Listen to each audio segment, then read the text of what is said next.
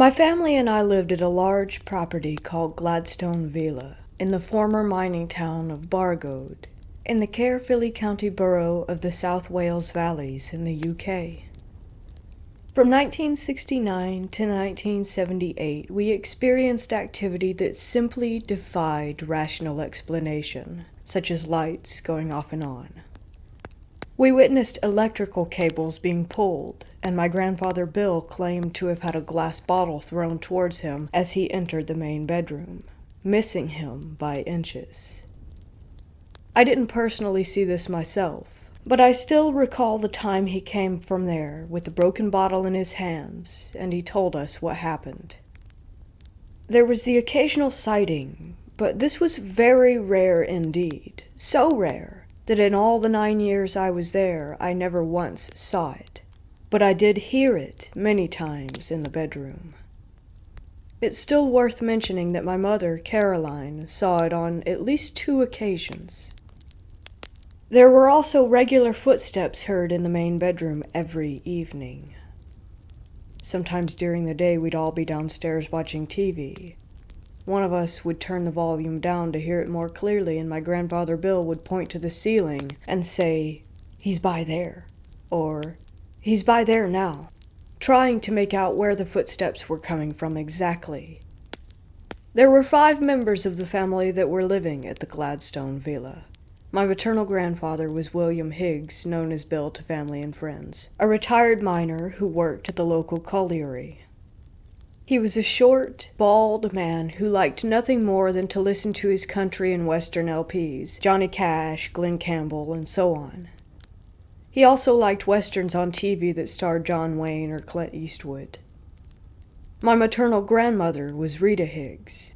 She was a short woman who was a housewife. She was completely teetotal, but liked to smoke. She also liked collecting garden gnomes and liked watching soap operas on TV. My mother, Caroline Dexter, met my father at the local bakehouse on Baldwin Street.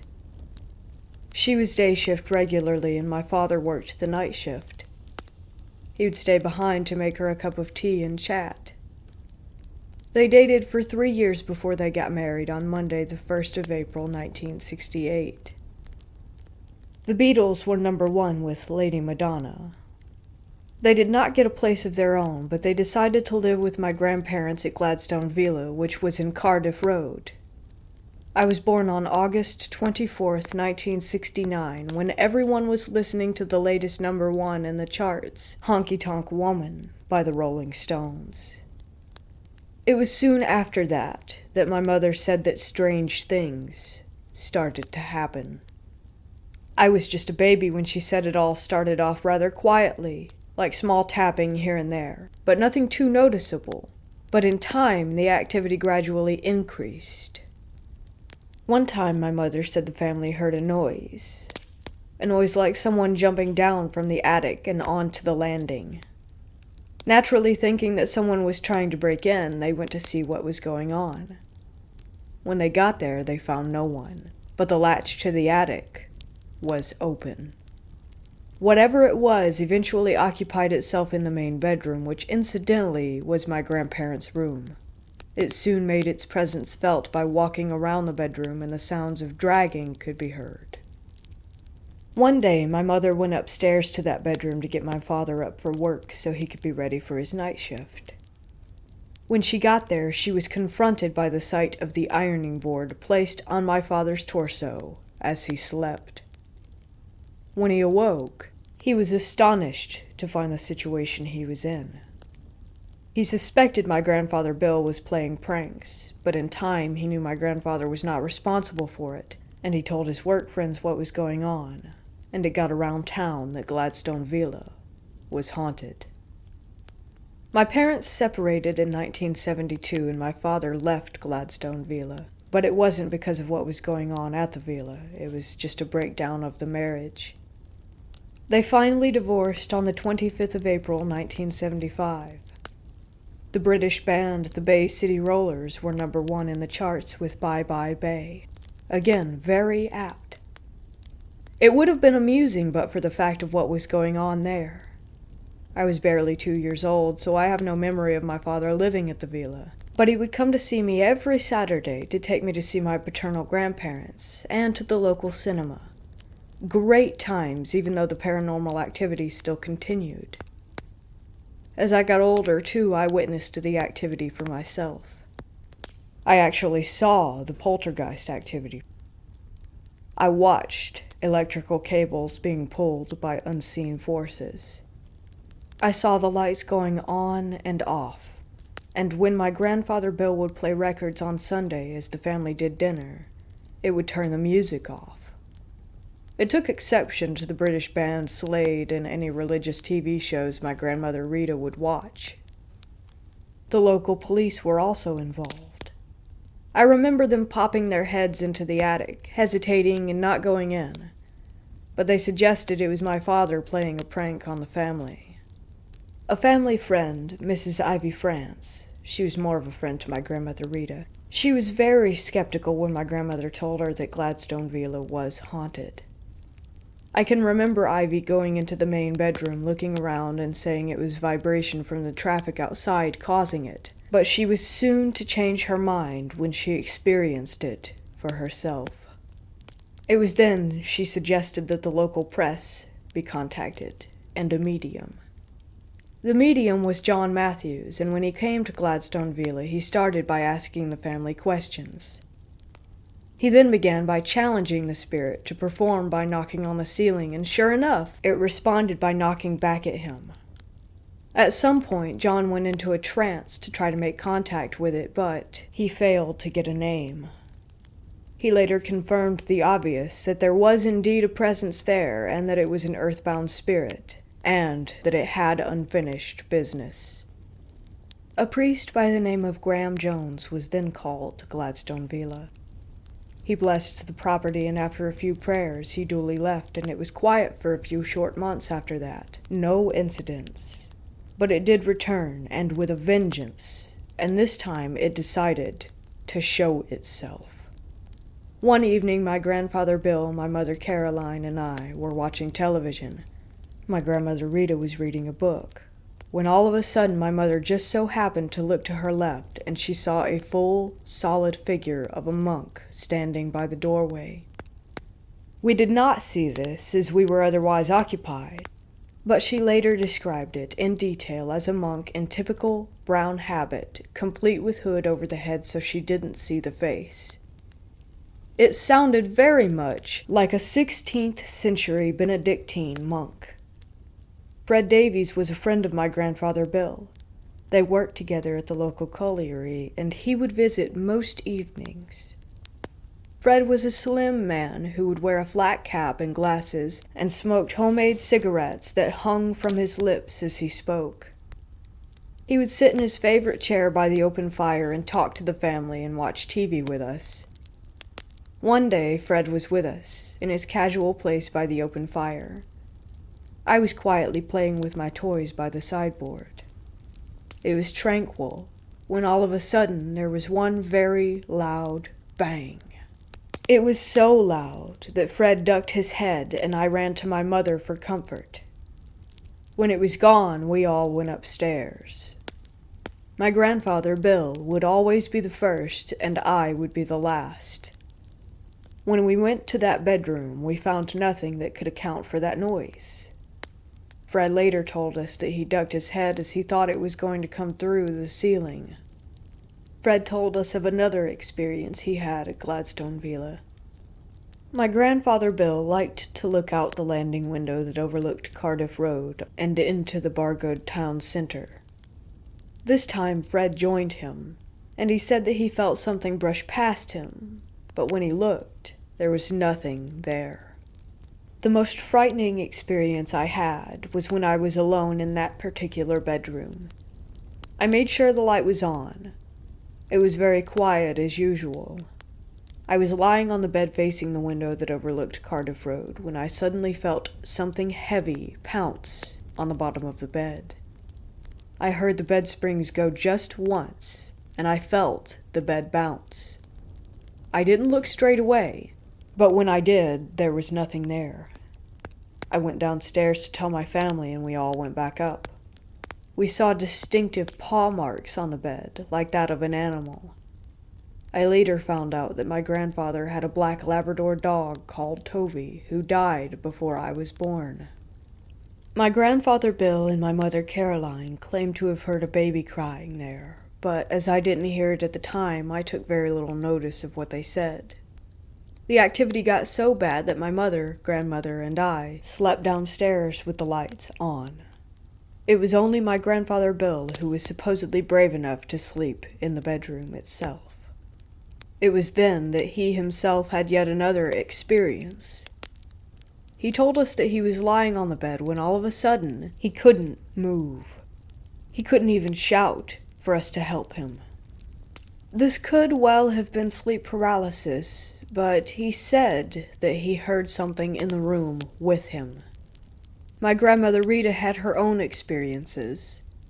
One day she went upstairs into that room to get my grandfather up when she saw the boiler door open wide by itself. She didn't stay there to see what it was, but she rushed out. Another occasion, she said she had the sense of something pulling from under her foot, as if she had stepped on someone's gown. We had the ghost for so long that my grandmother Rita gave it a pet name. She called him Johnny, and my grandfather Bill would shout out that name to provoke a reaction, but nothing would happen.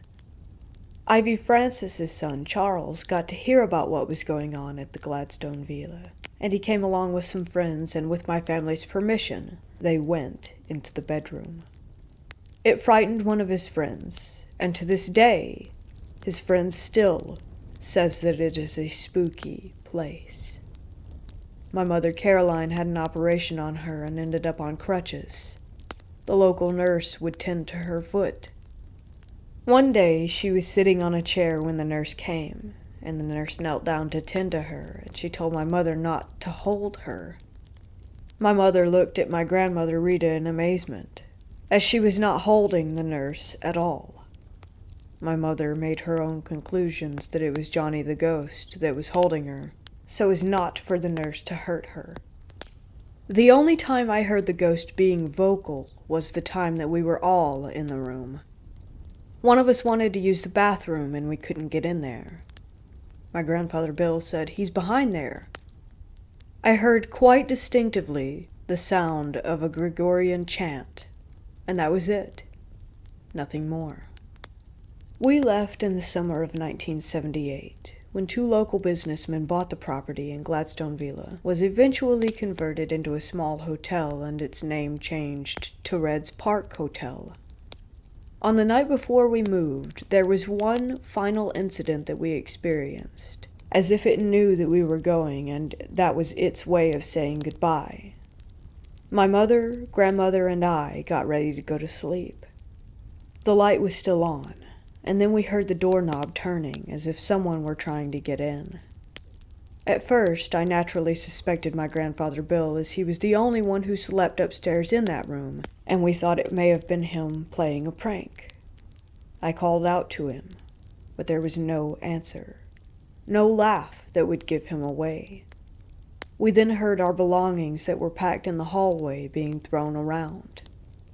The next day, we asked my grandfather Bill if it was him playing a joke on us. He insisted that it wasn't him, and to this very day, I believe him. I had my 40th birthday at Red's Park Hotel in August of 2009 for old time's sake, and it was the female staff that told me about the ghost, and I told them what had happened to me there 30 years before. The staff told me of their own personal experiences, lights going off and on, the odd sighting in a room, a bridge, a bride in white was seen. Again, as with the claims of the baby crying that made no sense to me at the time. I did a thorough research of the property in the Cardiff Road area, and I found out some very interesting things indeed. I found out from the Bargood Library and the local newspaper archives that Gladstone Villa dates back to 1900, and it was named after the former British Prime Minister William Gladstone. I discovered the previous people that lived there. The Kimyett family in 1924, the new married couple Michael and Evelyn Kimyett, and a son named Elvin. He died at the property at just 4 months old, according to the archives of the Cardiff newspaper The Western Mail of that year. This explained the baby my mother and grandfather had heard in that bedroom so long ago. Mrs. Evelyn Kimmiott died in 1970, soon after I was born. Maybe this is why all the activity started. I also found that there was a monastery in Baldwin Street, where my parents met and worked, and there's a property directly opposite the former Gladstone Villa property in Cardiff Road dating back to the 16th century. It is now a public house called the Rafa Club. A priest hide is said to be there, but it's sealed up. This explains the monk that my mother saw. What I have said here is true. I wouldn't share this if I couldn't possibly back this up, and I have used real names, as I have nothing to hide, and all I have said can be verified by the family of those people that I mentioned. Sadly, some of the people I've mentioned are no longer with us. I challenge any hardened skeptic and firm non-believer, and I can assure them that they will indeed, most certainly, question their belief system. Of this, I have no doubt at all whatsoever. In fact, I am 100% positive.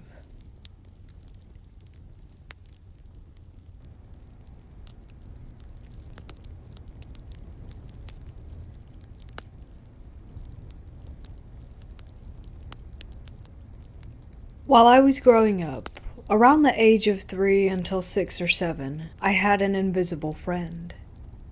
He would only show up every once in a while. I thought maybe he was lonely and also needed a friend. I disliked the feeling of someone not having a friend when I was little, so I gently worked hard to be his friend, just so that he would have someone. Usually he would appear whenever my stepmom would be mean to us, and we were left alone for a bit afterward, or when I was scared or was having a paranormal experience which at the time I didn't understand.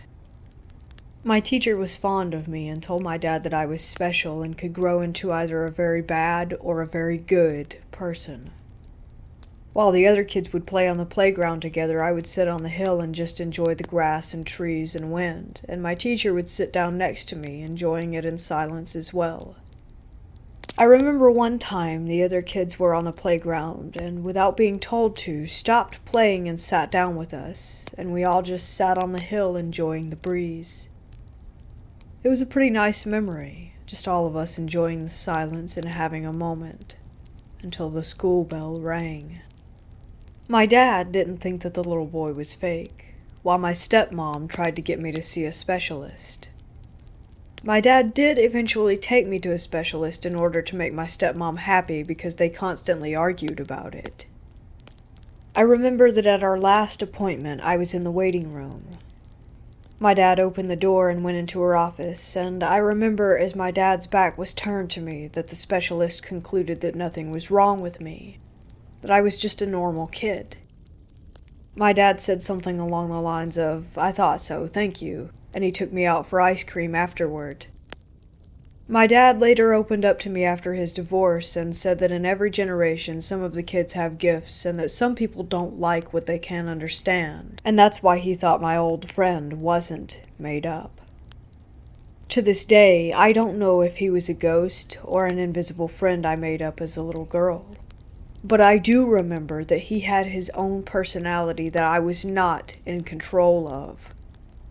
He never really talked about anything, like about his life, even if I asked him questions. He just wanted to play, or he would show up and say, "It's going to be okay."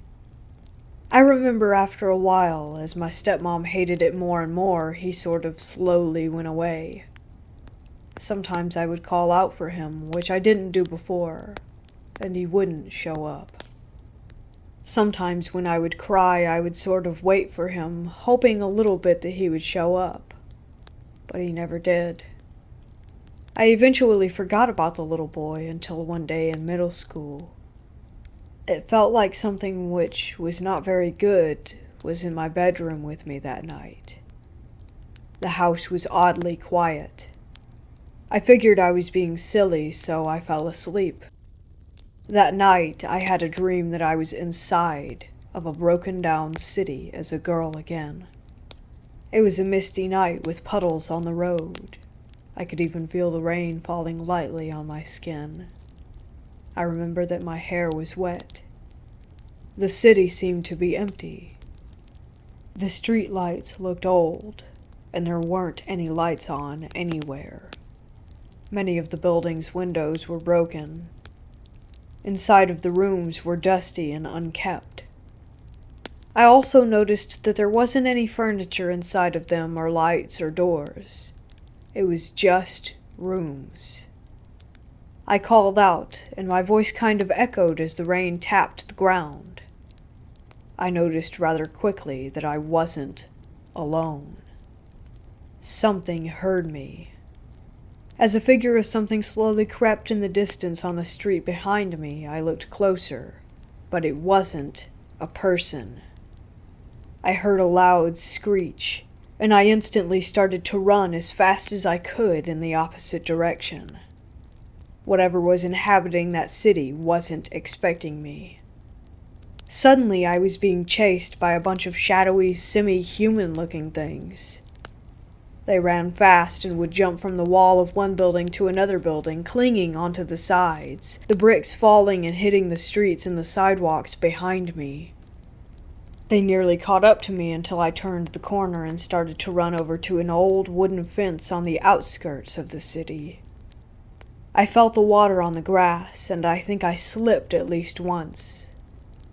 I saw the little boy on the other side of the dark brown, worn-down fence, and he said, "Take my hand." I did, and as we ran away through an open field in an attempt to reach some woods on the other side, those things were moments away from catching us. Their claws dug into the ground. Some of the speckles of dirt flew past my face. Then I woke up. On my ceiling above my bed, there was a huge man in armor and medium-length brown hair. His hair moved, and little parts of his clothes moved with it, as if they were submerged. But it didn't look to me like he had been near water.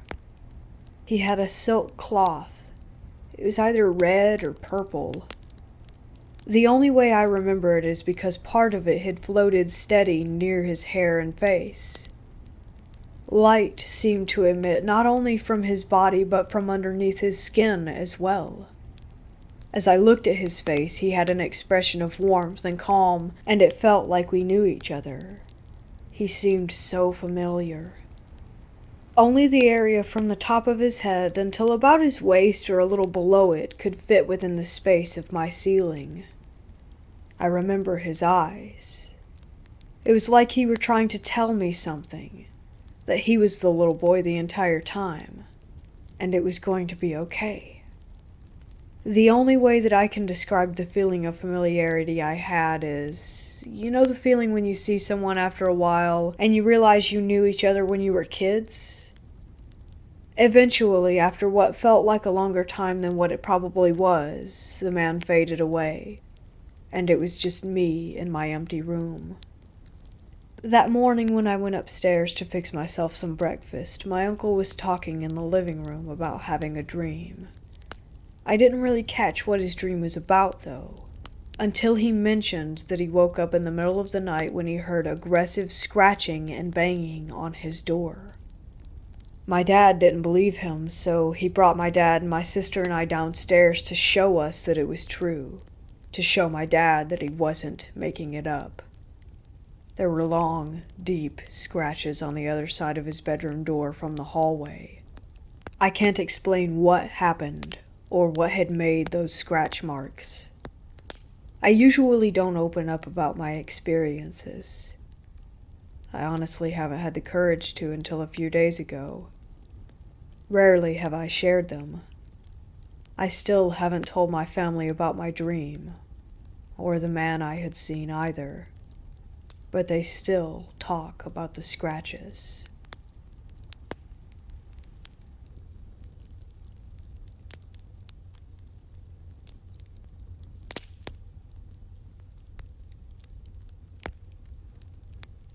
I'm a corrections officer at a county jail in northwest Alabama. I work a 12-hour night shift from 1800 to 0600, 6 p.m. through 6 a.m. Most nights are calm and not much happens from 2200 through 0500, 10 p.m. through 5 a.m. And other nights, you're moving non-stop and police officers are constantly bringing people in. You have a lot of DUIs and junkies on the weekends, and then anything from an FTA to the occasional murder throughout the regular work week. Anyways, like I said, most nights are calm, meaning that hours feel like days, and sometimes a single shift can make you feel like you've been here for weeks. But sometimes, those calm nights are not really all that calm. We have 2 holding cells in the front of the jail used to house inmates that have been recently booked in, and are waiting to see the nurse for screening before going to Gen Pop.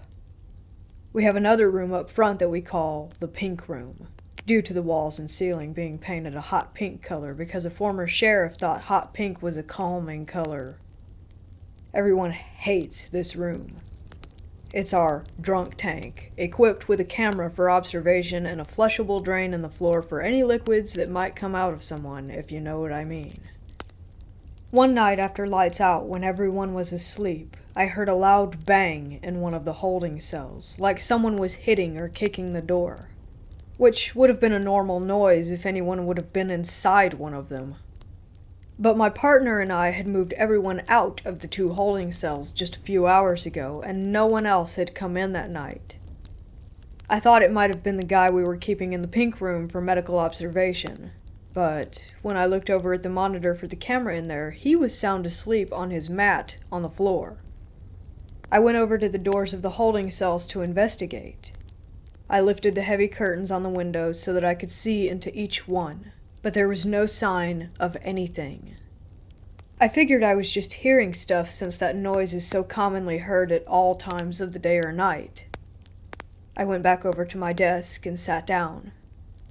It was about 02:45 when I heard that noise, and it was completely silent until about 03:05. I started hearing the noise it makes when a door is unlocked from the control room.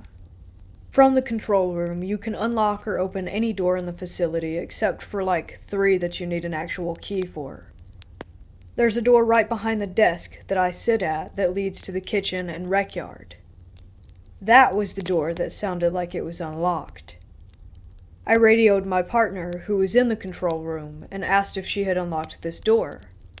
She said that she hadn't touched the computer since I asked her to let me outside to vape like 2 hours ago. Again, I thought it was a common noise to be heard, the silence is playing tricks on me. But then I heard it again, except this time it sounded like the front door.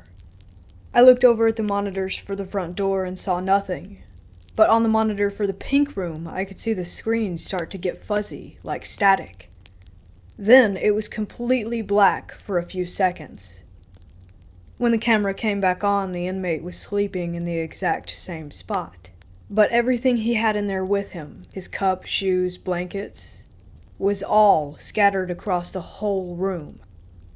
I would have heard him moving and throwing things, but it was completely quiet for those few seconds when the camera was black.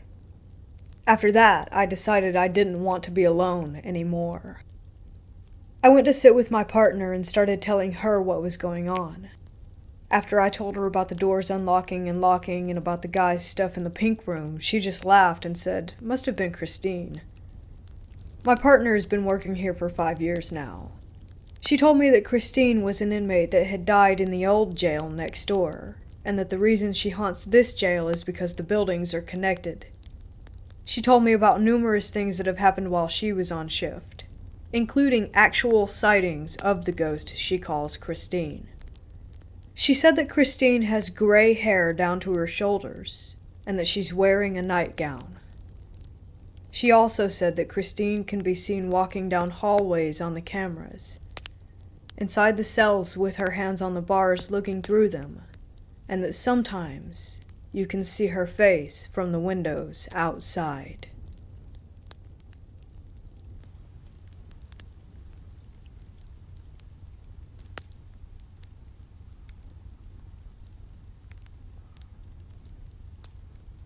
I've had a few paranormal experiences in my lifetime.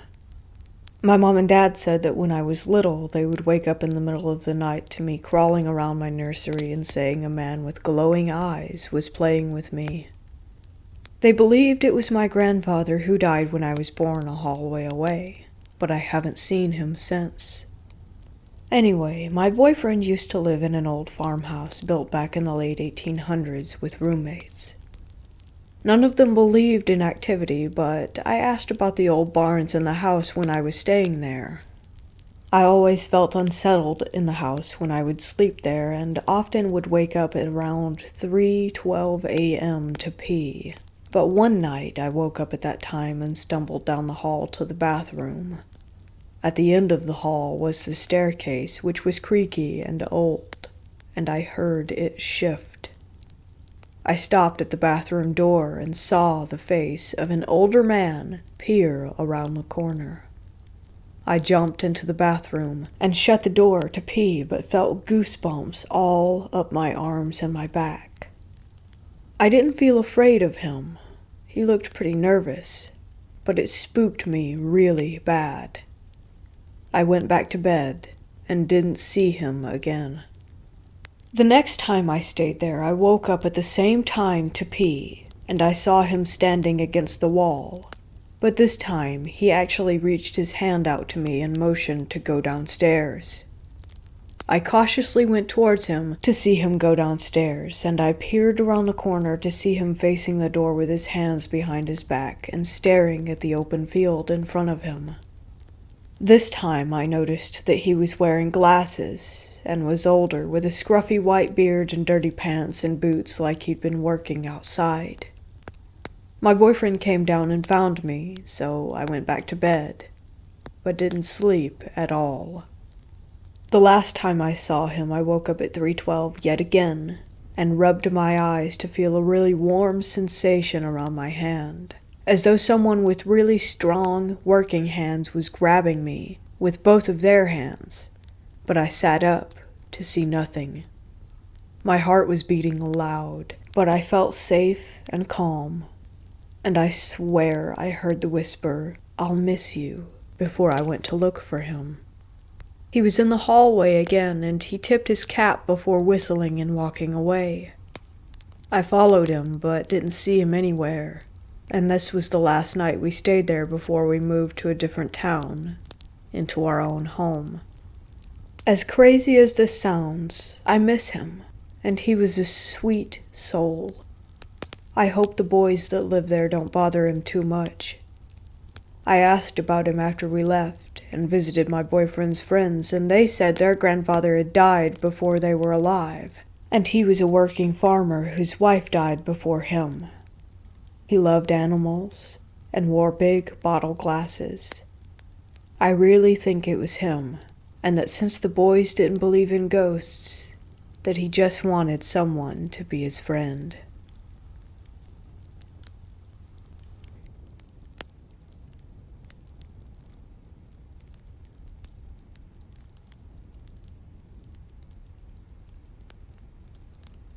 At the time of this story, I was a 16-year-old high school student. I got a babysitting job for a couple who had a family wedding and needed a babysitter for a super late night. I was referred to them by another family that I used to sit for. Keep in mind, this was when cell phones were just coming out, so I had a really crappy flip phone with a certain amount of minutes. There were 3 kids. The oldest was a boy about 8, the middle boy was about 6, and there was a little girl who was a toddler in diapers and couldn't speak. I came in while the sun was still up to meet the kids while the parents were still there. The parents were so cool.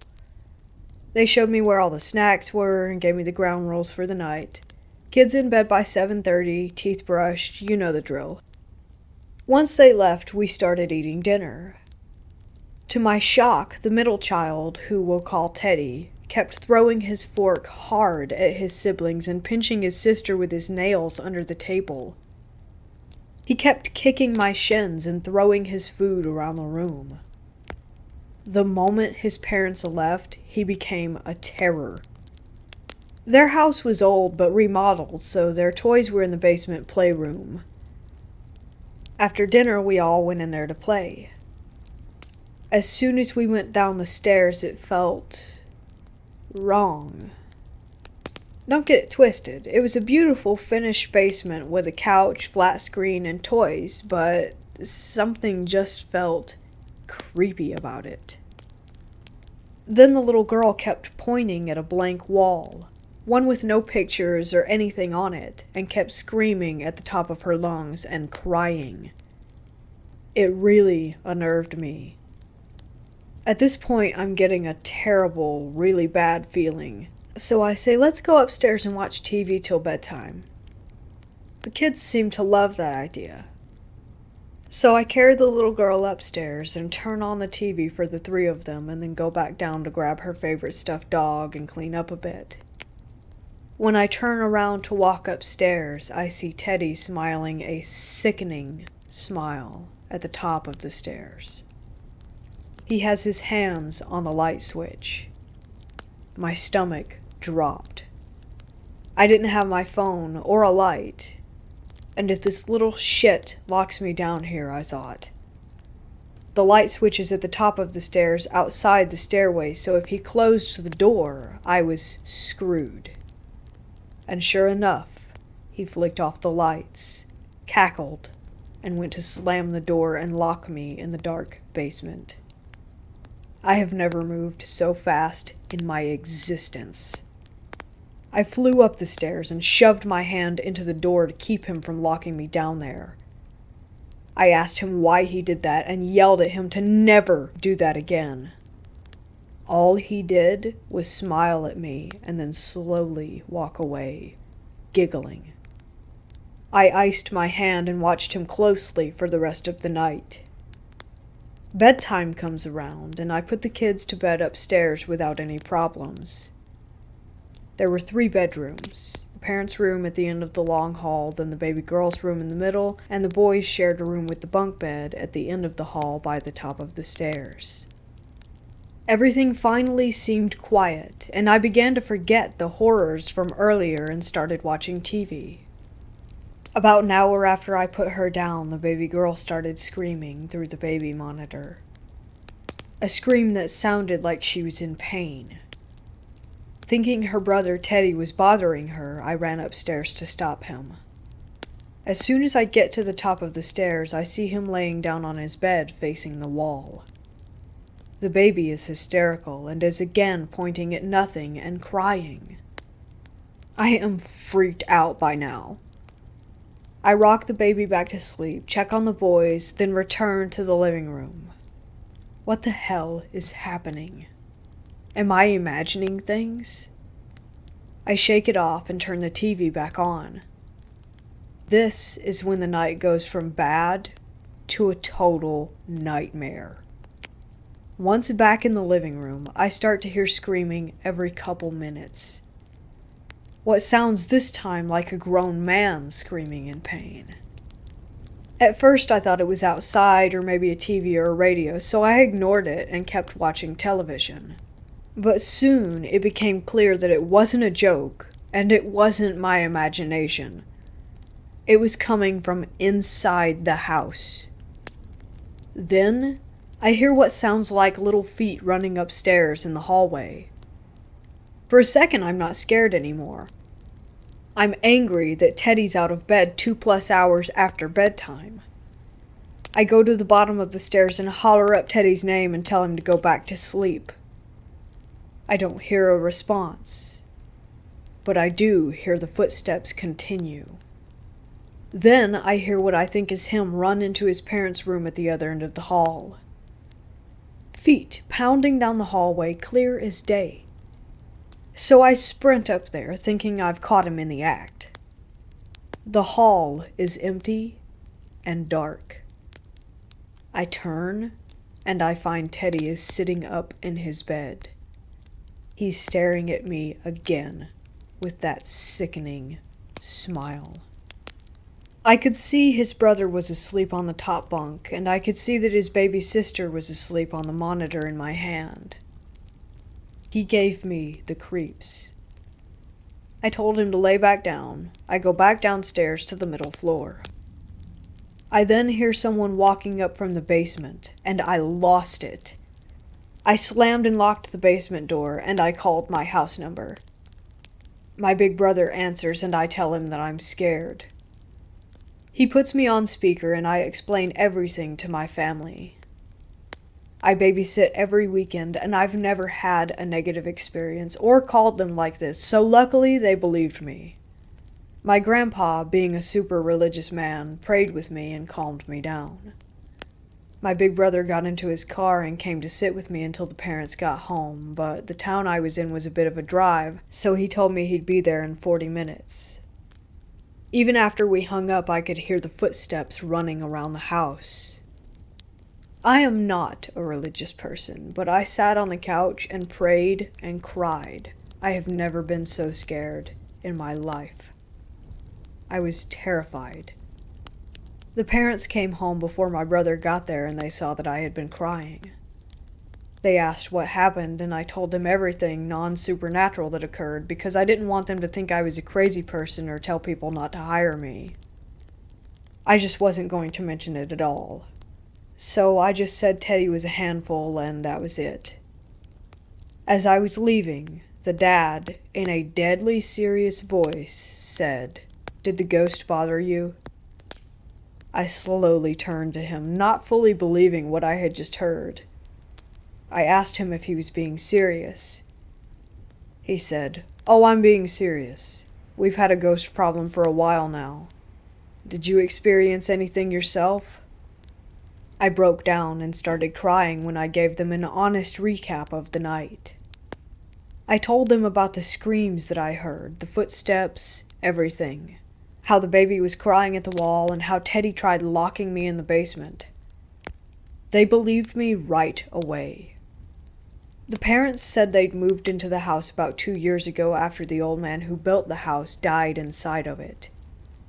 He was an actual hoarder and fell and injured himself in the basement and died among his piles.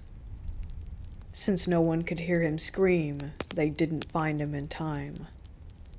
By all accounts from the neighborhood, he was a mean recluse of a man. Either way, what a terrible way to go. They said they would wake up every night to things flying off of their kitchen counters and doors slamming. They would hear knocks and pounding in the walls. I was shocked. I asked why they stayed in the house if they knew it was haunted.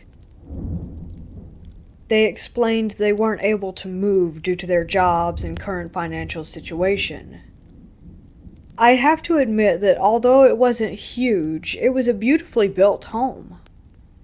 That old construction kind of home with bookshelves built into the walls and a winding grand staircase. The dad said he would go downstairs every night for a year and say, "Go away. This is our home now. You aren't welcome here," over and over. He said eventually the activity stopped. They said it only sparked up when someone new would stay in the house or when they'd have a sitter at night. They said since I quote-unquote knew the truth now, that they would pay me extra to come back because they could never keep a babysitter. Pfft. Yeah, right, I thought. I am never going back there. But I said I'd be in touch, and I ran out of that house. I am ashamed to say that I never answered their calls again. I felt bad, but there was no way in hell I'd ever return there. I still babysit once in a while, and I've never had any experience like that since. I still think of those kids sometimes, and I really think that Teddy was being affected by the spirit there. I've never encountered a child so cruel, so negative. Thinking of his creepy little smile still sends a chill down my back. I hope they were able to move or clear the negative energy. Either way, it's one night I won't forget.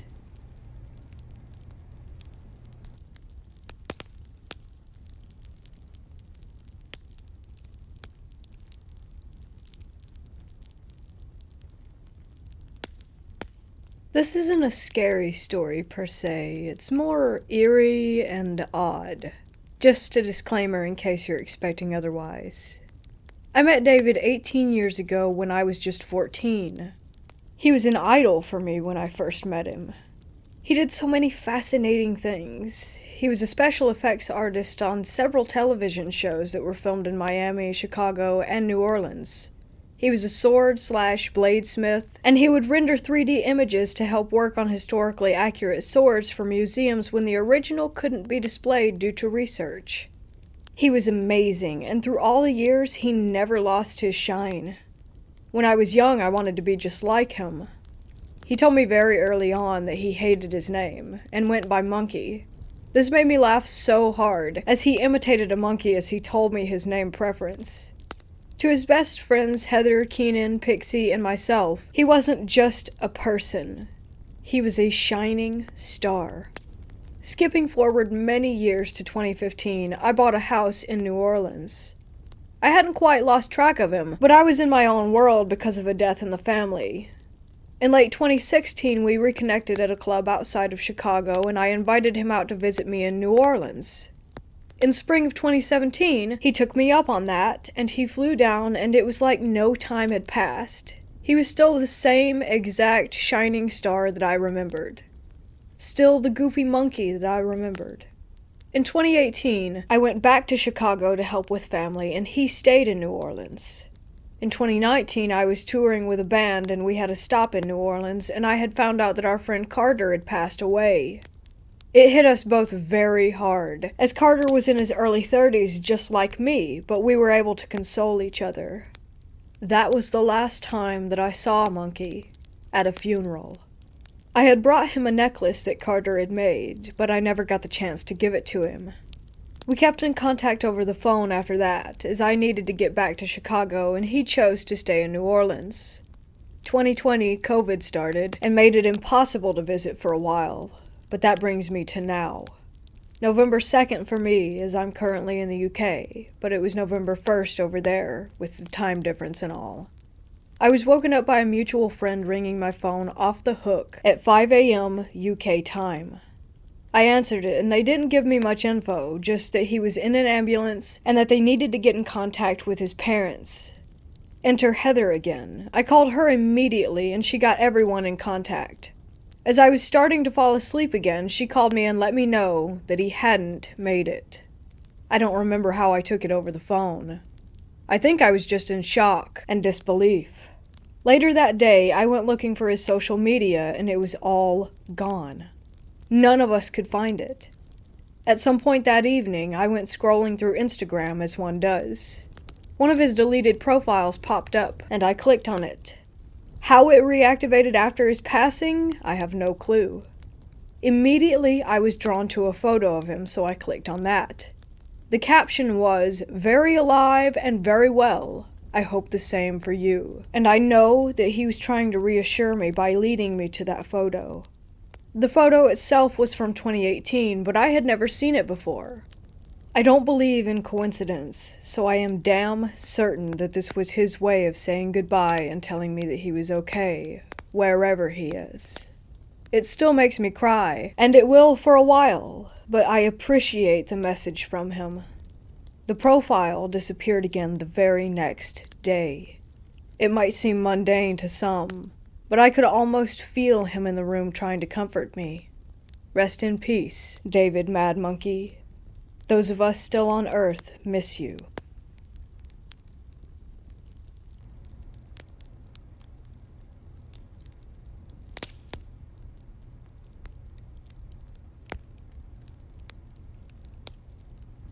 I would like to share my recent experience. This is absolutely true and in no way fabricated.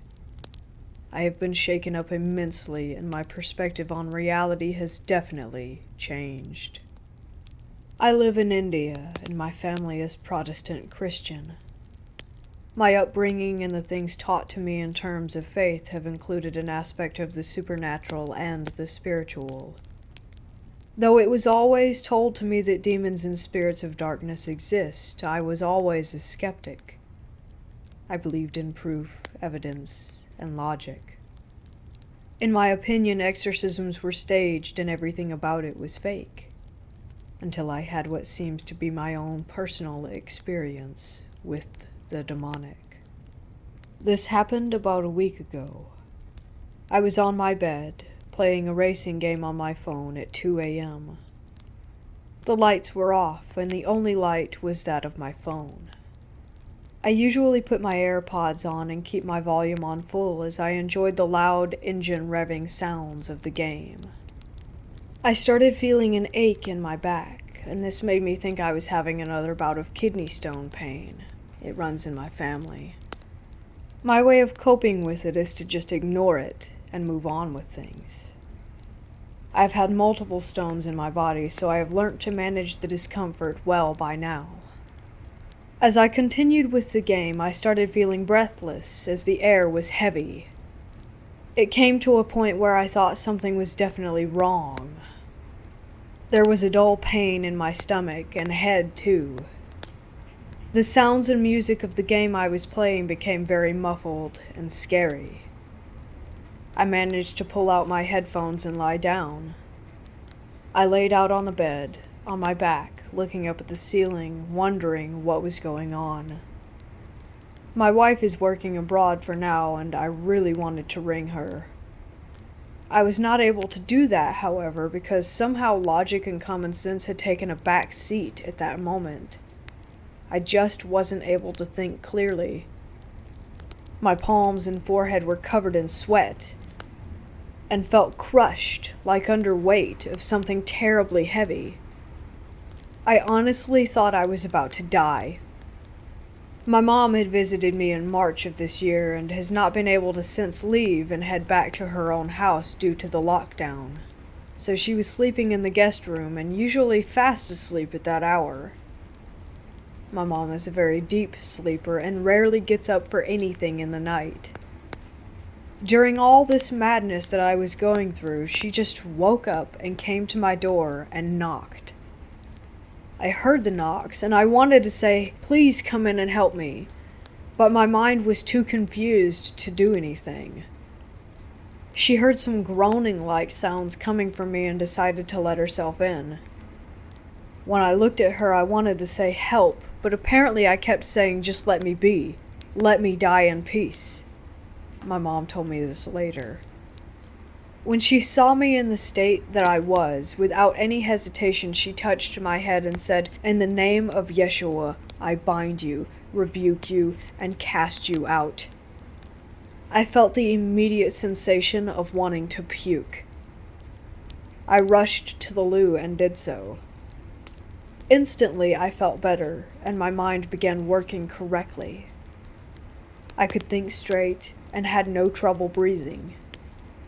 The whole recovery didn't take more than a couple of minutes.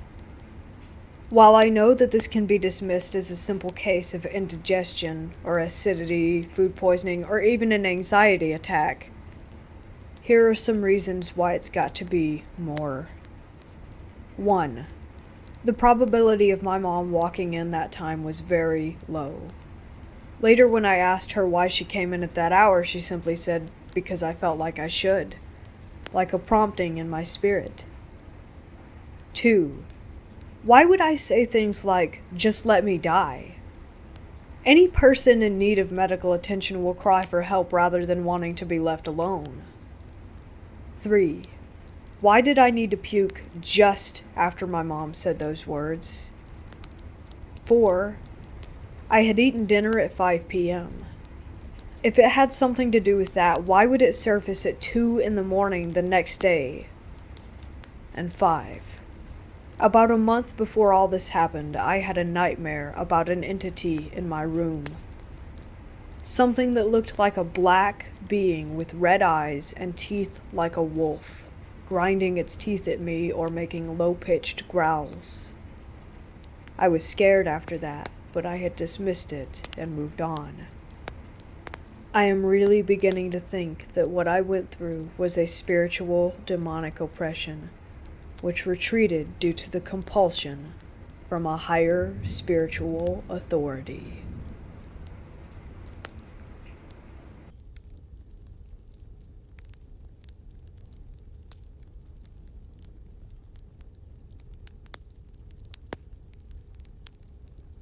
This is by far the spookiest experience my family and I have had regarding the paranormal.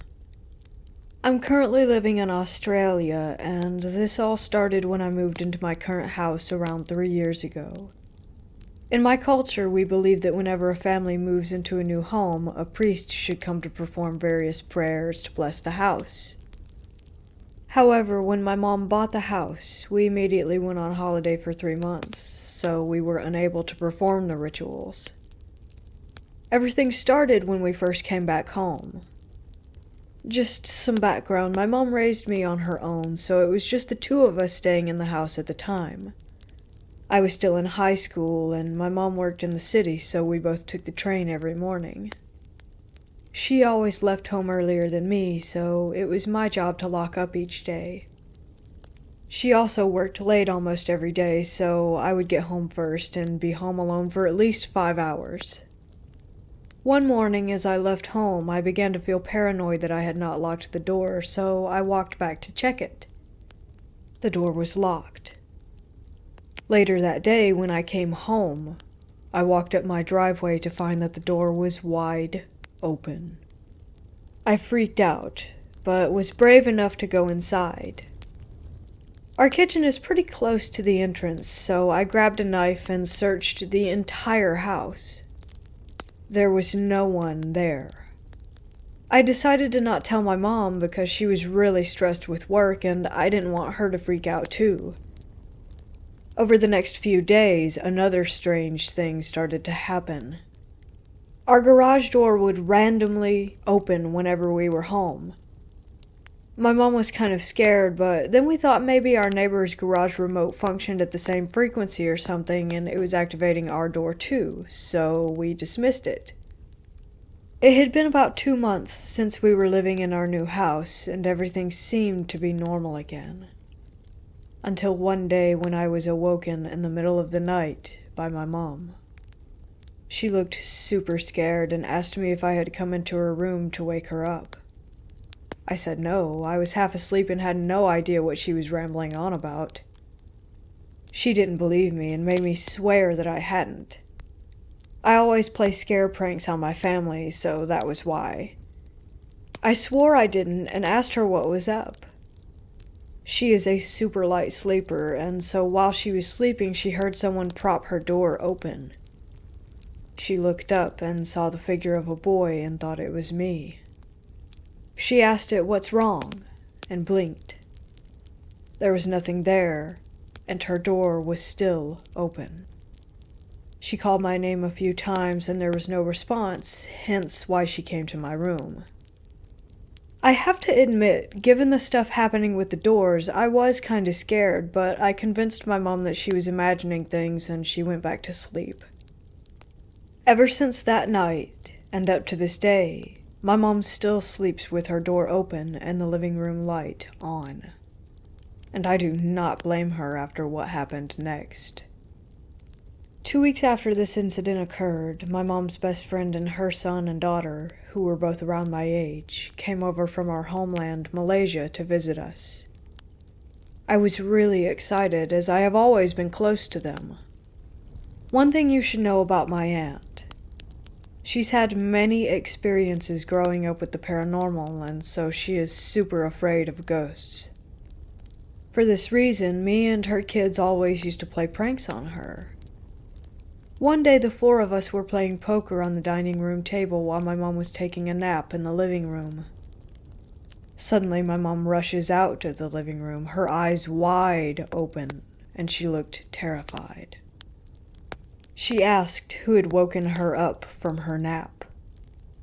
The 4 of us were dumbfounded, as we had just been playing cards the entire time. She then told us that she felt someone tap her shoulder while she was asleep. When she opened her eyes, there were 2 feet on the floor. Once again she blinked, and the feet were gone, and there was no one there. My mom was having a full-on breakdown, especially after what had happened the other night. Then my aunt, given how afraid she was of ghosts, started to melt down as well. I didn't want her holiday to be ruined, So I managed to convince them that my mom was probably in the middle of a dream, so when she woke up, she was most likely hallucinating. Yeah, I know, it sounds stupid, but hey, it worked. But then the next day, something else happened. My mom had gone to the shops to get groceries. The kids and I were playing video games in the living room, while their mom was having a shower. Suddenly we hear the bathroom door burst open, and out runs my aunt wrapped in her towel. She screamed at us, telling us to stop trying to scare her, and that it wasn't funny. The three of us were extremely confused, and her daughter asked her what had happened. She told us that she knew we were the ones knocking on the bathroom door, even after she told us to stop 3 times. I know it probably seems like she was overreacting, but again, I cannot emphasize her fear of ghosts. I exchanged a concerned look with her kids, and then told her that it genuinely was not us, and that we were playing FIFA the entire time.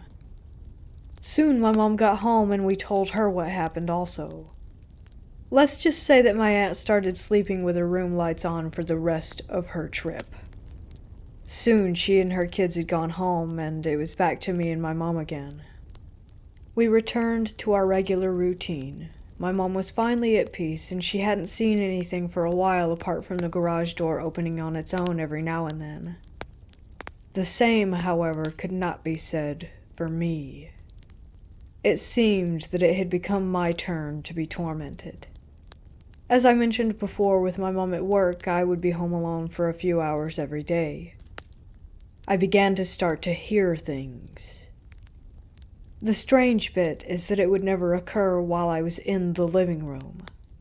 Whenever I went to use the toilet or went to sit in my room, I would start hearing things coming from the living room and kitchen.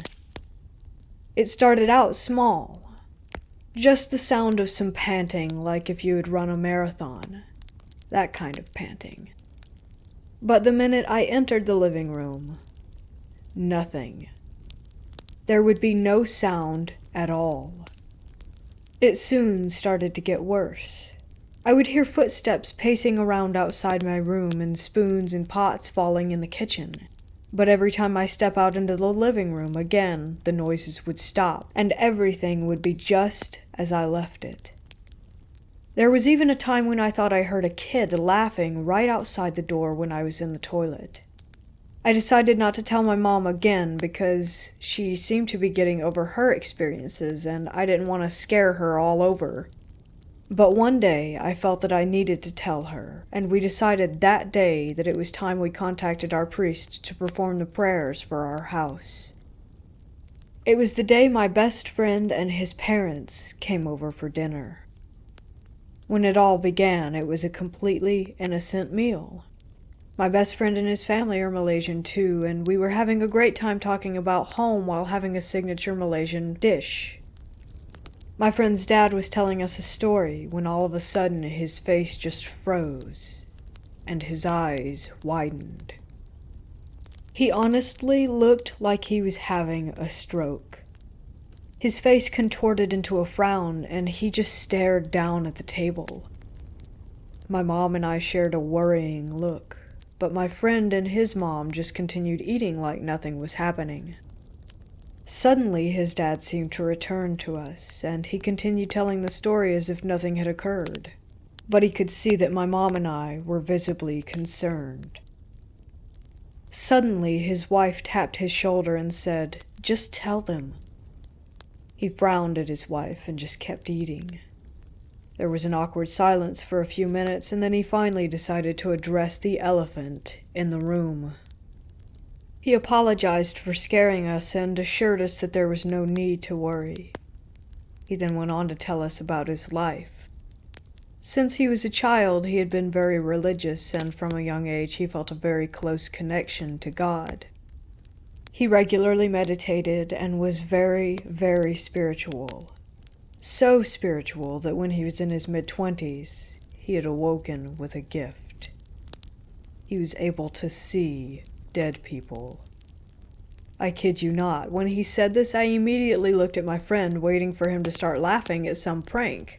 But my friend's face was completely serious, and he continued looking at his dad as the man told his story. He told us he could see them everywhere, when he was walking his dog on the street, when he's sitting in the park, in people's houses, and even sometimes sitting on people who had been possessed. He said the spirits were drawn to him because they knew that he could see them, and they would stalk him, begging him to help them reach the afterlife. He said there was simply nothing he could do because these people had died before their time, and they would simply have to wait on Earth until it was their time. Back home, he was regularly contacted by people having paranormal experiences to perform a cleansing or drive evil spirits away. He told us about some of those experiences, but I don't feel like it's my place to share them here. He then asked us something that gave me chills. Have you guys performed prayers for your house yet? My mom refused to answer the question until he told her why he had asked it. He said that he didn't want to worry us, but that if we hadn't, we probably should. My mom continued to ask him why until he finally conceded. This is what he said. Remember when I had that moment just now while I was talking? I had a visit. I won't tell you what it was, but it was the same spirit that I saw standing at the front door when we came in here. That's when my mom told him everything that had been happening. It was during this time that I also decided to tell my mom about the things that I had been hearing in the house. My friend's dad then told us that he did not think it was a malicious spirit, but to be safe, and that it was time for us to conduct the prayers. Before he left, he asked my mom if he could see our altar in the prayer room. My mom took him to it and we all followed. As he stood in front of the altar, his whole body shook, as if he just had a huge hiccup. He then put his hands together and bowed his head. Before leaving, he said, "I can see why the two of you have not been hurt. You're protected." That concluded our visit. A week later, we arranged for a priest from our local temple to cleanse and bless our home.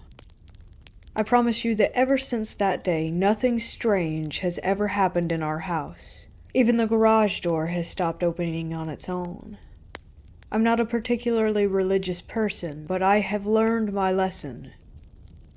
I will never move into a house without performing the rituals that my culture demands.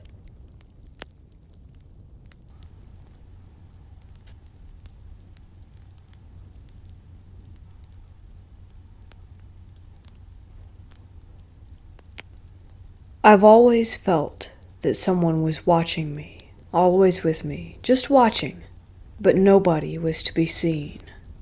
It was one night during a November break after my birthday, around 2:30, when I started to feel sick, so I got up to use the bathroom.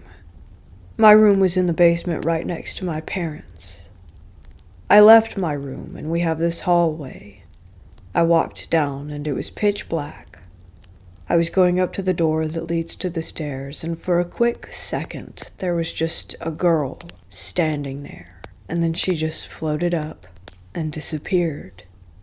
I was so scared, but I really had to use the bathroom, and we only have one that was upstairs, so I continued my journey and used the bathroom. It took me about 20 minutes to get my head together, and then I went back downstairs to bed. Since I moved into this house, 3 a.m. has always been scary to me because I hear a lot of things, and my parents just think that I'm crazy. But the clock hit 3 a.m. I was already scared for my life, and I said, I'm just going to try to go to bed. I tried for about 10 minutes, and it felt like I was being watched still, so I said, "Hello, is anybody there?" No one answered. But a moment later, my painting fell off the wall and hit the shelf that was holding my mirror, to fall and shatter. I've always had a spooky feeling about that mirror, and I was crying in fear. After I calmed down, around 3:50, I was going to bed again, and I felt a tug on my foot. but just pushed it away. After the third time, I sat up and saw the same girl from earlier. Her bright green eyes glowed, but her long, blue, scruffy dress was beautiful. It was scary, but I felt like I've seen her somewhere, or she looked really familiar to me and looked like a younger version of me. Ever since then, I haven't heard a word or peep out of anything, but I still feel her presence.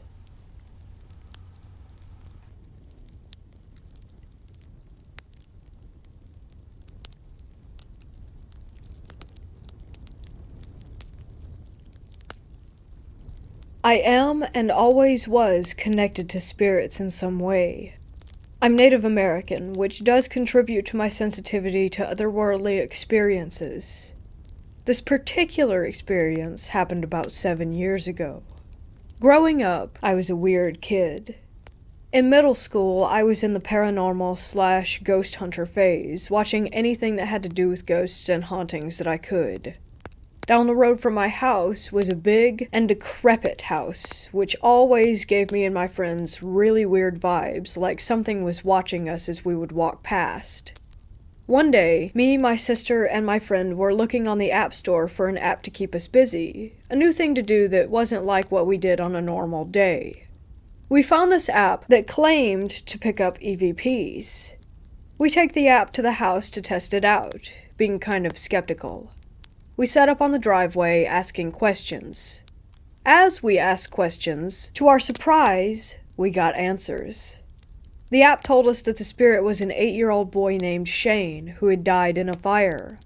This made us flip out, running down the road to my mom. She dismissed it since it was a free app on the Apple Store after all, so we dismissed it as well. A few years later, I was in class with a friend from high school, and for some reason we started talking about ghosts and paranormal encounters. This friend had moved into the house down the road after the years of it being renovated and ready for a new family. She went on about how she would hear noises in her house, and how she kept seeing a little boy. I instantly jump up at her saying this, and I asked her, "Is he blonde? Did he look like he was about 8 or 10? She raised her eyebrow, confused, but said, "Yeah, how do you know this?" This is where I explain what we did as kids, and how we didn't believe it, until she told me what she did. Apps like that are still skeptical to me, but I don't think the set of experiences were mere coincidences. To me, this is something more, and still sends a bit of a shiver down my spine to this day.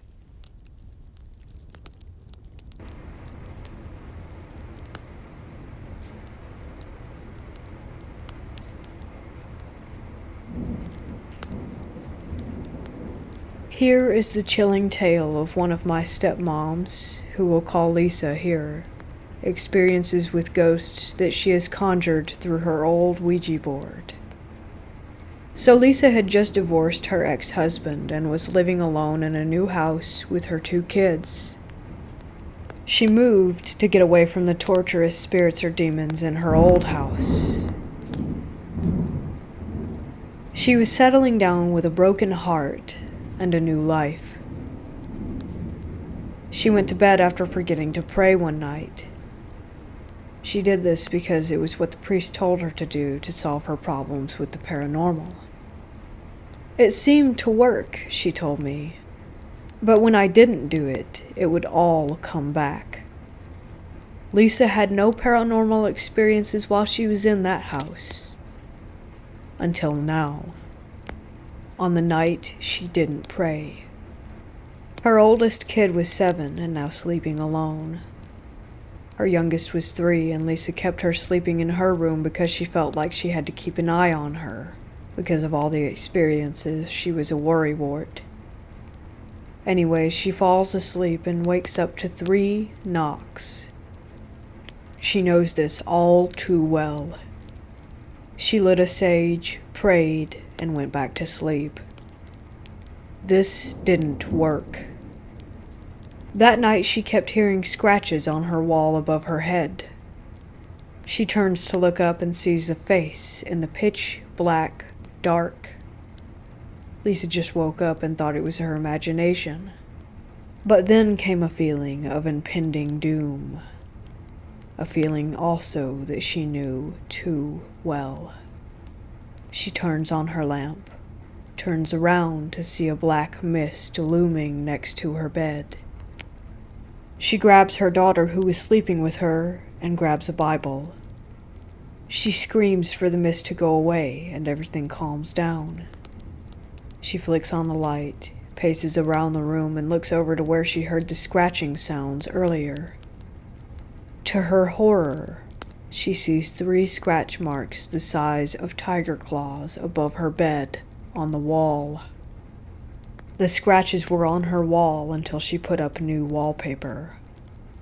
I asked her stepdaughters.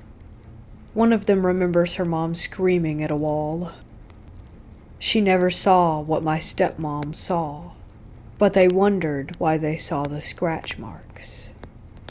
So before some of y'all say I'm making this up, it's not my responsibility to prove it.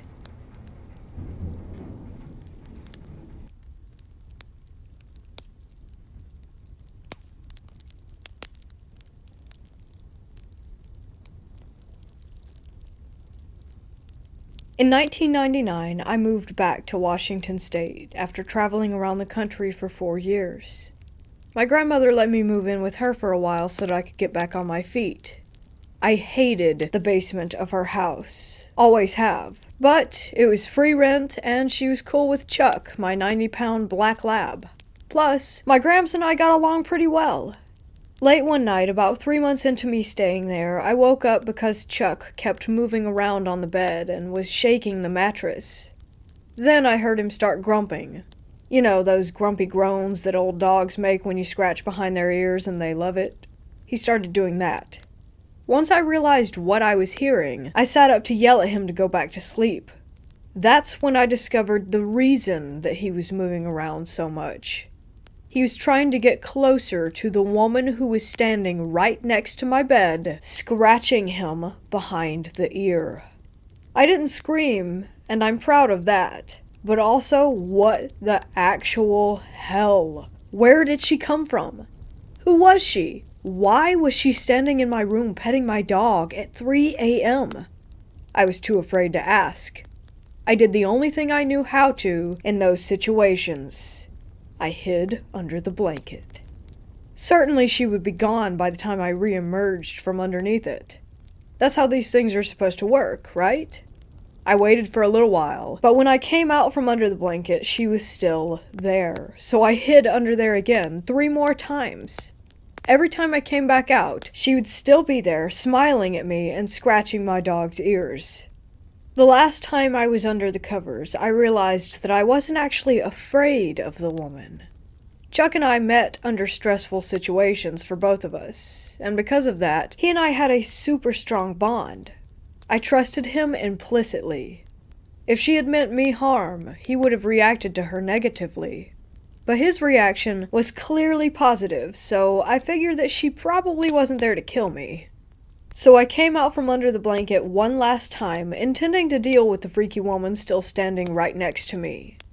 Somehow I had decided that by turning on the light, it would make her disappear.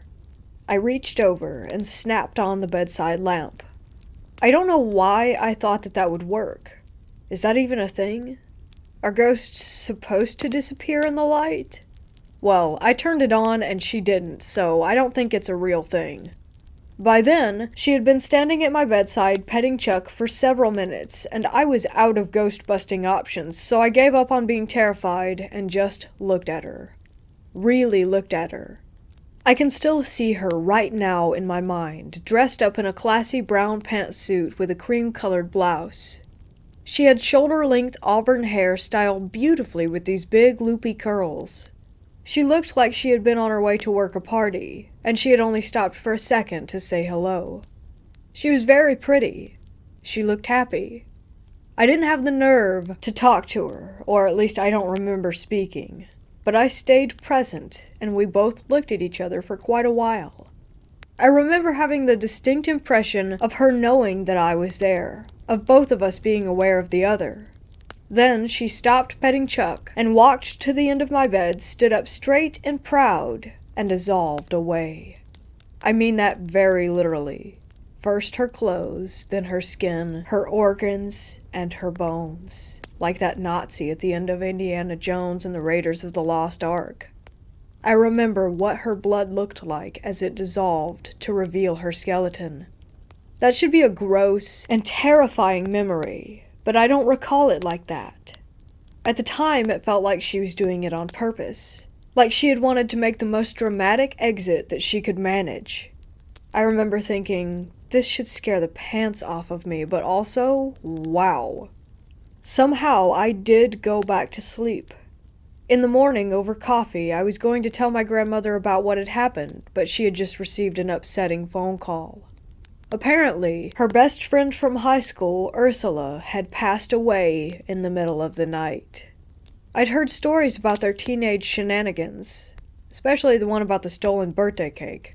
But I never saw a picture of Ursula, so I asked what she looked like. I couldn't tell you what she looked like these days, but when she was young, she had the most beautiful curly auburn hair, is what my grandmother said. That's not the only weird thing that happened in my grandmother's basement, but it does remain the most vivid, without a doubt.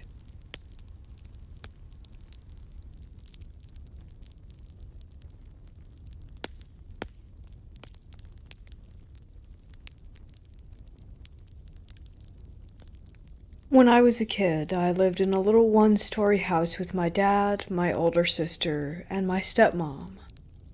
It was a nice and quiet place. We had hardwood floors and there was a hallway leading from the living room into where the bedrooms were.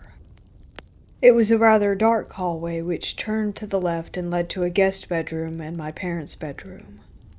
The reason it was dark was because there was just a single dim light on the ceiling between the two bathrooms and the second bedroom, which was at the end of the hallway before it turned left. There was also an attic door right above the master bedroom's door. We never really opened it. It's weird. It just didn't feel like we had permission to, even though we did and could use it any time. I can recall one day after school I returned home to the house being empty. My sister was at a friend's house and my parents went out to try and surprise us with McDonald's before we came back home. I remember calling out my sister's name to see if she was home as well as my mom and dad's name, and no one responded. I went into my parents' bedroom where they had a computer. I sat down and started to turn it on, hoping to get a few minutes of gaming in before my parents came back. As I sat there, the room felt like it was getting darker, but I told myself that my eyes were just adjusting to the computer monitor in front of me. The computer which was taking a rather long time to boot up. Back then I was maybe 10 years old. I looked around the room to see if my eyes would adjust, but it was still extremely dark even though the light was on and it just seemed like they couldn't. It also started to feel colder and colder, and when I looked up again the ceiling was completely black. And the darkness shrouded the light above me with a thick black haze. Immediately I looked back at the computer to compose myself and tried to ignore it. I told myself I was just a kid that was creeped out for no reason. As I focused on the monitor, the room was cold and quiet. And suddenly a woman's voice whispered shortly and sternly, my name. I could feel the wind on my ear and the pressure of someone holding my shoulder. I bolted out of the room, and moments later my dad came through the front door smiling and holding a kid's meal in his hand, asking me how my day at school went. I didn't tell him what had just happened. A little while passed, and my dad began having his own experiences in the house. Sometimes he would fall asleep watching his favorite TV shows on the sofa. In the middle of the night, when we had all fallen asleep, he would wake up and hear footsteps walking around the living room. He would also hear chains being dragged across the floor. At the time, we also had a dog. He said that our dog's head would follow the footsteps, and that was how he knew he wasn't just imagining it. The footsteps would lead into the kitchen, pausing for a moment before something dropped from the kitchen counter. Sometimes when one of us was alone in the house, we would hear little girls giggling and laughing in the bathroom at the end of the hall. I remember my dad talking to some of the adults in a serious tone. He said he could see the shadows of two people from underneath the door. He would open it after no reply, and there would be no one there. He would then notice that he was alone in the house. This was a common incident that many of us had experienced ourselves. My stepmom didn't like children, but she hid it very well from my dad. When he would leave for work, he would leave for 15 to 20-hour shifts. Sometimes she would put me in the basement and said if I couldn't behave myself like a person, I would be treated like an animal. The thing about being downstairs is that she would turn off the lights so that you would be downstairs and it would be completely black. It would feel like something was staring at me from the corner of the room. Something that was slowly creeping closer and closer to where I was sitting. Sometimes I would hear feet dragging in the distance, accompanied by tapping sounds similar to fingernails tapping on the concrete floor. This only happened soon after the sun had set and the basement was once again too dark to even see my hand waving in front of my face. As the sounds came closer and closer, I would hug my legs in a fetal position.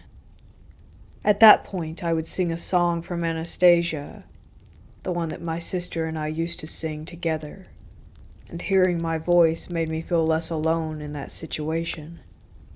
Even as I felt the air thicken and the feeling of something weighing in next to me, waiting for me to open my eyes and take a look. Each time that I did manage to open my eyes in an attempt to see what it was, it would still be so dark that I didn't know if something was there or not. I learned how to toughen up and deal with that thing by treating it like a bully. Just don't let it get to you, don't let it bother you, I would tell myself. But the utter relief of the light turning on and being allowed to come back upstairs and watching my dad pull into the driveway was the best feeling in the world. Another one of my stepmom's favorite punishments would once again be in the basement. She would have my sister and I fold the clothes from the laundry machine. She would later tell one of us to go upstairs and then proceed to throw all of the clothes on the ground, and then tell us to fold it again by ourselves. Downstairs, my sister and I knew that something was not right. The room had a TV and a small, dusty sofa. The door would always be open, and it felt like someone or something wanted you to come inside. It was almost magnetic. At times, we would have to go into the basement room whenever my stepmom had her friends over. We had to be quiet downstairs without a peep, or else she would get upset. Due to the giggling ghosts who were upstairs, we always seemed to get the blame, and were punished according to her mood. When I turned 12 or so, 2 of my dad's brothers moved into the house with us. One of my uncles slept in the guest bedroom, while their other uncle slept in the basement room. Sometimes we would go down there to see if he was hungry. When we entered the room, my uncle would be laying on the sofa with his eyes open, not blinking, and unresponsive. This would go on for a good hour or so. My dad said there wasn't anything downstairs, but he rarely went down there at all. My uncle said that there was something evil, and that it was trying to get into his body. My other uncle, who slept in the guest bedroom, said that when he was asleep he had a dream where a Confederate soldier without eyes kept screaming that they had been taken from him. He woke to see a floating blob of light right in front of his face. I remember one night as my sister and I were falling asleep, my dad kept yelling down the hall from the living room for us to stop talking and get some rest. He said it a few more times before my sister and I said we weren't talking. He then turned off the hallway light and said goodnight. Moments later, I opened my eyes, and behind our bedroom door was a little girl in old pajamas. She had long black hair and nearly blended in with the shadows. I stared at her and then covered my head with my blanket. Later on, 2 of my cousins moved in after my uncles moved out. They had our old bedroom, and my sister and I took the guest bedroom. My cousins were both boys, and we were supposed to help them get used to living with us. They kept fighting with each other. The youngest one would climb into my bed in the middle of the night because he didn't want to fight with his older brother. We had a lock on our bedroom door, and that made him feel better. Also, he did mention that the bedroom scared him, but I didn't ask why. Eventually, the oldest one started to walk around the house at night.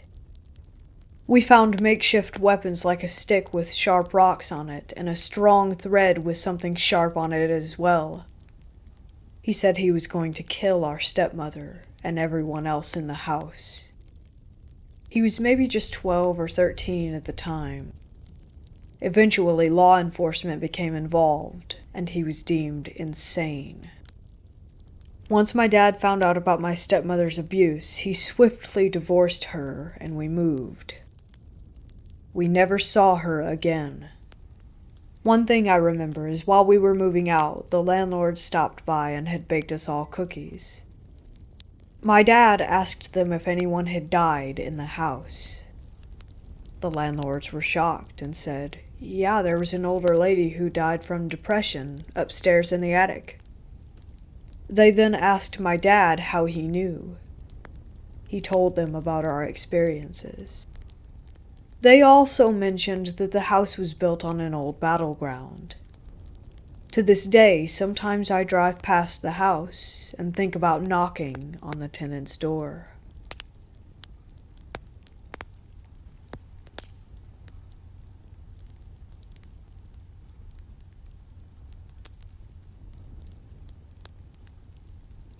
Most of this stuff happened to me between the ages of 10 and 18. I've posted before about my haunted school, and I'd like to share more of what I've heard. Whatever these things are, they have really enjoyed screwing with me periodically. I was 17 and had just gotten home from some event, either with a church group or some friends, I don't recall. It was about 11 p.m., and as mandated, I woke my parents up to let them know that I was home and alive.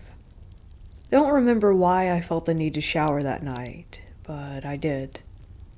The shower was a stall with a glass door and really high-pressure steam, which was almost deafening in that plastic stall. You would have to shout at me right next to the bathroom door in order for me to hear you, so that's why what happened next was so shocking.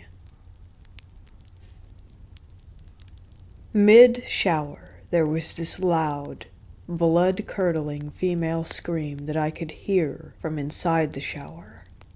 I had never heard someone scream like that in real life, and it paralyzed me for a second. I have 2 sisters, and so I immediately thought the worst. I busted out of the shower, ran to my parents' room dripping wet, wearing only a towel, fully expecting my parents to be getting up to see who was screaming. The house wasn't that big, just a double-wide trailer with an addition. I was shocked to find them in bed asleep still. Their door was open. If I heard the scream, then they should have really heard it, especially since neither of them are heavy sleepers. I woke them quickly and asked if they had heard that scream, which they didn't. Mom was concerned and Dad hopped out of bed and we checked on my siblings. All sound asleep. So then we searched the house and even looked outside. Nothing. He usually gets annoyed and upset when I talk about the paranormal. He had to exorcise some evil spirit from a room when he was on his mission at age 20, so he prefers to have them just not exist at our house at all, and no scary movies. But this time he was pretty calm, probably because he could tell how upset that I was. I wasn't dreaming, hallucinating, or making it up, and he knew it. I was standing naked with a towel, nearly hyperventilating and still dripping from the shower. Dad tried to comfort me, telling me it was probably just a cat outside. Yeah, really. He didn't believe it, but that's what he was selling, so I better buy it. I really had nothing else to do but go to bed, down in the basement where most of the activity occurred, but you bet your butt I didn't sleep much. Whatever it was that was screaming would bug me periodically. I was the only one in the basement, so naturally, I was the only witness. I have lots of stories that my family still won't believe.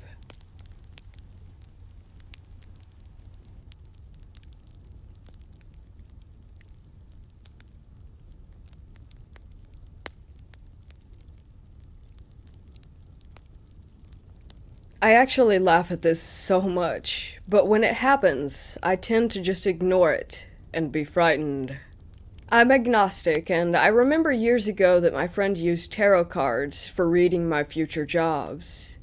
He said that I would work with kids, kindergarten, that I would work helping seniors, telecare, that I would work on a company that works with military fabrics, and at some point, at a church. When he said that, I laughed like, you have read it way wrongly, my buddy. Me, working at a church? I would burn before I put a single finger there.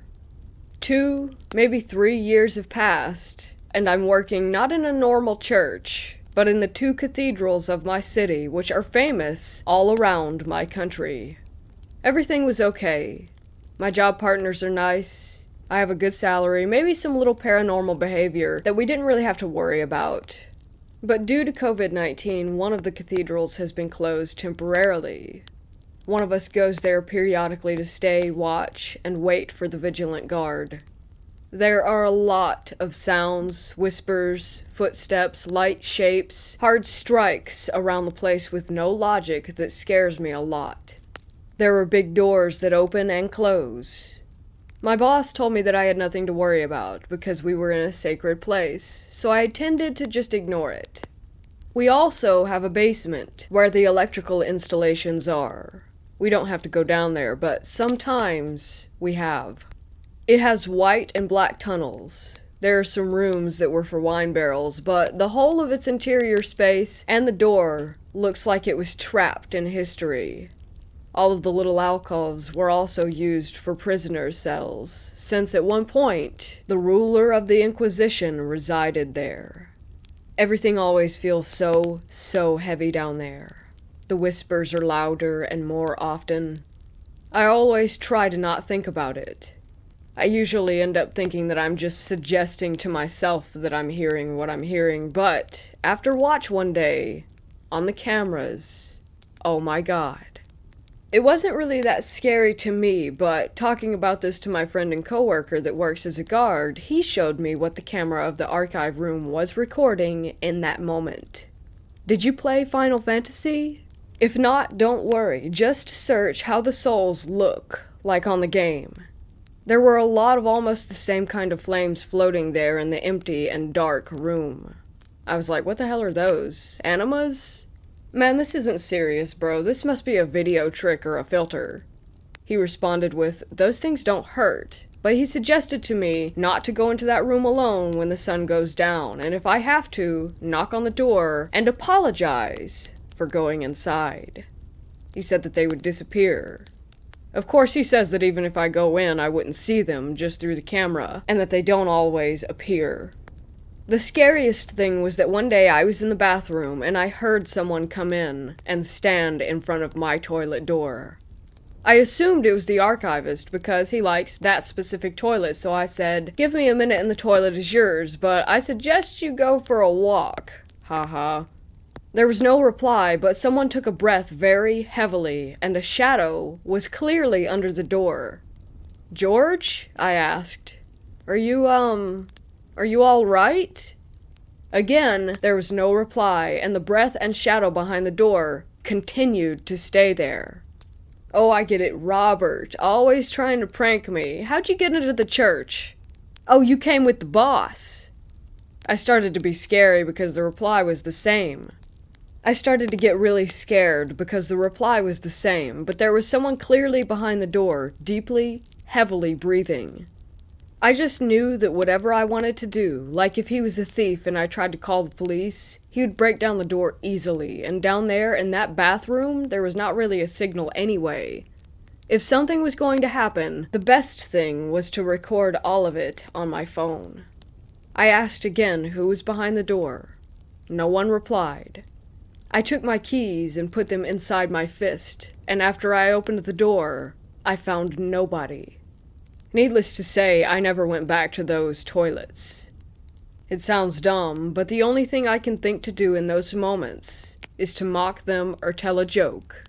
I can't say that it works, but it feels safe. And let's add that since then, everything in the place is on silent. I don't hear singing, I don't hear laughing, I don't hear whispers anymore.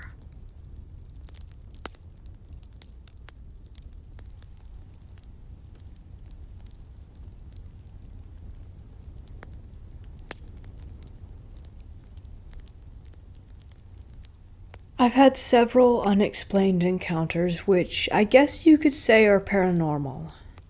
I've never believed in that kind of stuff until the experience that I'm going to tell you now. There's a creek below my house where me and my friend would go to hang out when we were kids. It was away from everyone, where we could do whatever we wanted to. We'd normally build a fire and just chill and bring a radio so that we could listen to music. One day I decided that we should go fishing since we never have down there, and there's a bunch of deep spots that are perfect for it. So I get my grandpa's old fishing rod. It was literally a piece of bamboo with a fishing line tied to it. I don't know why, but I just wanted to test it out. He brought his dad's old fishing pole. Both my grandpa and his dad had unfortunately passed away years ago. We pack everything up and head down. We decide first to start fishing near the entrance to the creek because there's a few deep spots there. So we bait our hooks and I throw my line in and he does second. As we're waiting for a bite, my friend tells me someone is coming. I turn around and see no one, yet he says he can hear walking. I keep looking and soon I see a man coming around the corner wearing a hat and overalls. He's very dirty as well, like he just got done working on a car or something. When he sees us, he stops and stares. My friend starts freaking out and telling me to get my knife, since I always carry one.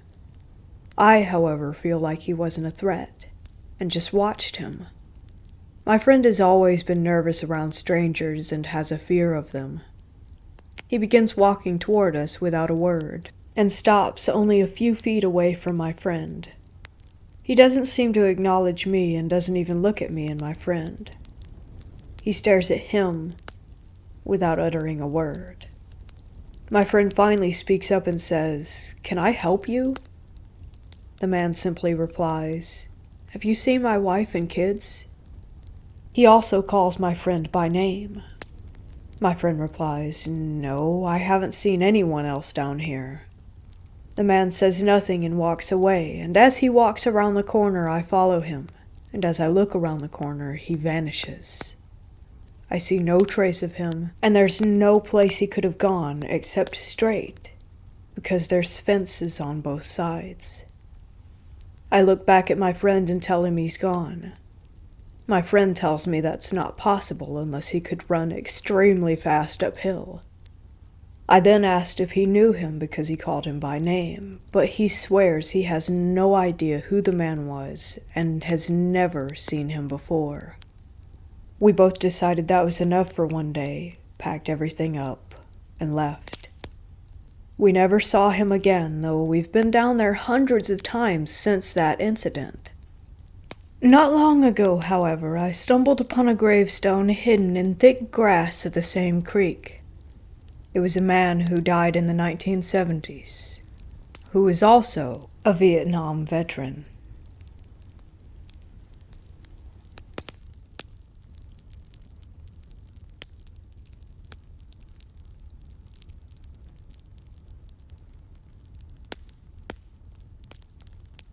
I lost my dad a couple of years ago to ALS. It was a rough way to go. We were very close. I'm an only child and a daddy's girl. We always promised each other, whoever went first, that we would try to reach out from the other side. There have been many ways that he's been in touch. Some have been more subtle, like giving me the strong urge to hear a song that's not my usual genre, country, but while I was deeply grieving, I suddenly had to hear Blue Eyes Crying in the Rain. I always thought that was just a breakup song, but when I played it on Spotify and listened to it, much different. The lyrics are about losing someone, but that we'll be walking hand in hand again in the land that knows no parting. In the afterlife, in other words. I knew as I heard it that it was a direct message. Also, he came to me in a dream. You know the difference between if it's just a vision or a dream, and this was the only actual visit. For about a year after he died, the standing lamp in my living room would come on its own every now and then. I would just say, "Hi, Dad." One night while I was taking the dog out before bed, it was a full moon in February of 2020 about midnight, I witnessed a small rock being kicked toward me out in the street in front of my house.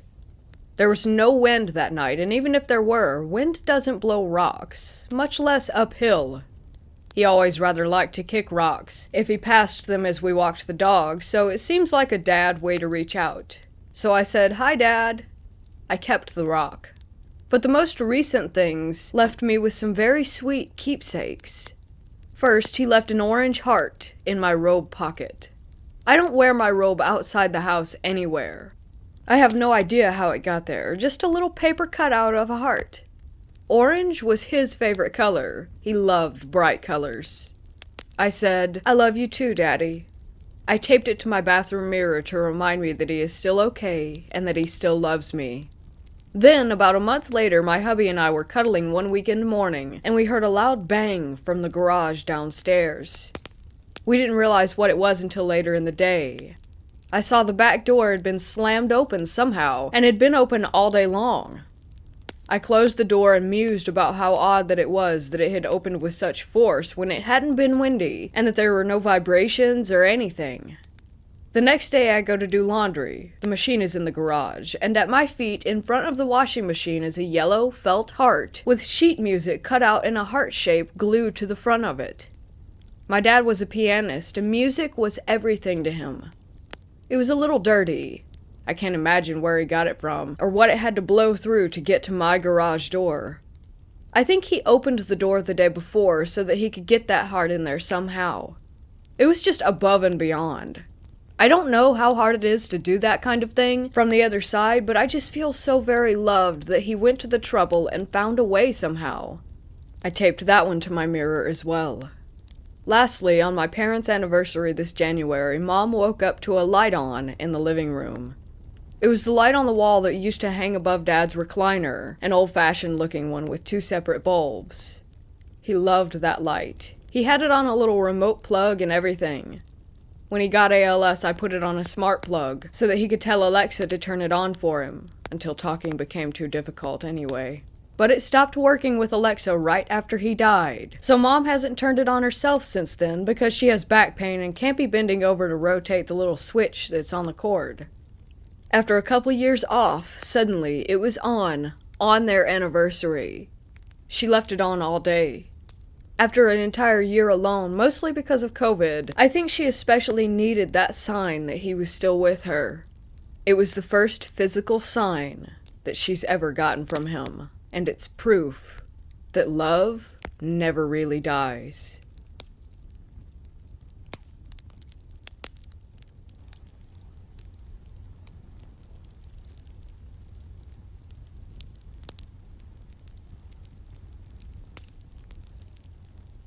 If you live in North Carolina, then you've heard of Gravity Hill.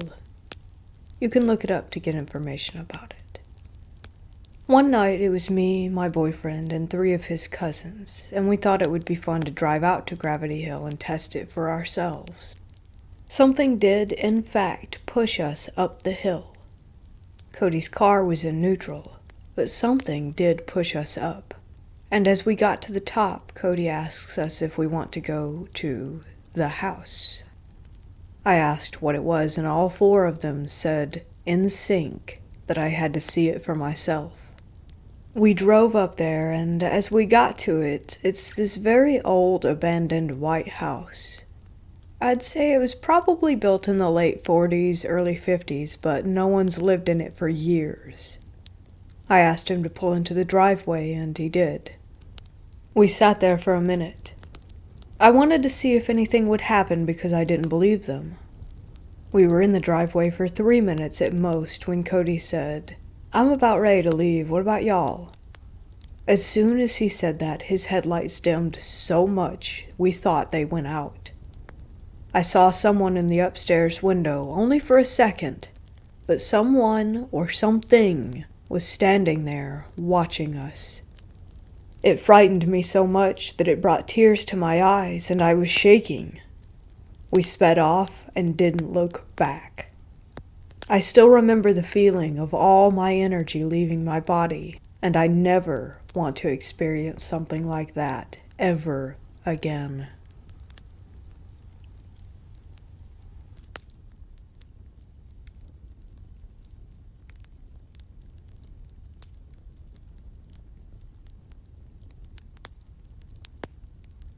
Unfortunately, my dad died earlier this year, and the way he died was terrible, in which my whole family has to go to therapy.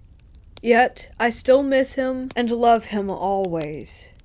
To get into the experience, I've moved around a lot this year due to personal problems since my dad's passing. I also got 2 puppies this year from the same litter. Lost my dad and dog on the same day. Kind of like a replacement for the 2 loved ones that I did lose. One of the dogs was quiet and usually pretty chill, except that he had these moments where he would start staring at a wall or something in the room randomly, when he wouldn't normally do this. I know that dogs have a 6th sense about paranormal stuff, as well as cats and other animals. This behavior would happen about each month, around 2 to 3 times since I got him in May. Then I moved again to my godfather's house, which he's my dad's older brother. There are still some tense feelings here and there because it's a very sensitive topic for my godparents and dad's side of the family to talk about my dad, or even to see videos or pictures of him. Around the same time I started my new job, where it would require me waking up at 2, 3, sometimes 4 in the morning to leave for work. In front of my room, there'd be like a tiny light that's usually on sometimes when people forget to turn it off. There's nothing in the way of that light that could ever cause a shadow. One day I was leaving for work. It was about a week ago. I go to get my shoes, and I'm about to leave through the front door when I look up, and in front of the light, there is a shadow of a person. I immediately recognized who it was. It was my dad. The only reason I know him is because of his shoulders and height. I looked and saw his big shoulders and his head. I blinked, and then it went away. I closed the door to the house and went to my car. Until about 10 minutes later, it hit me again that I had just seen my father. I think I cried about it after work, but I couldn't tell anyone for fear of them thinking that I've lost my mind.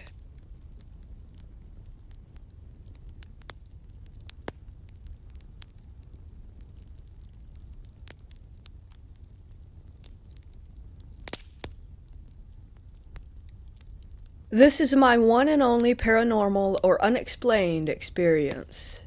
I was never exactly a believer, but I'd never completely disregarded the existence of the otherworldly. It happened a few years ago, sometime in the winter of 2016. I randomly woke up in the middle of the night, and the first thing that I noticed was how dark that my room was.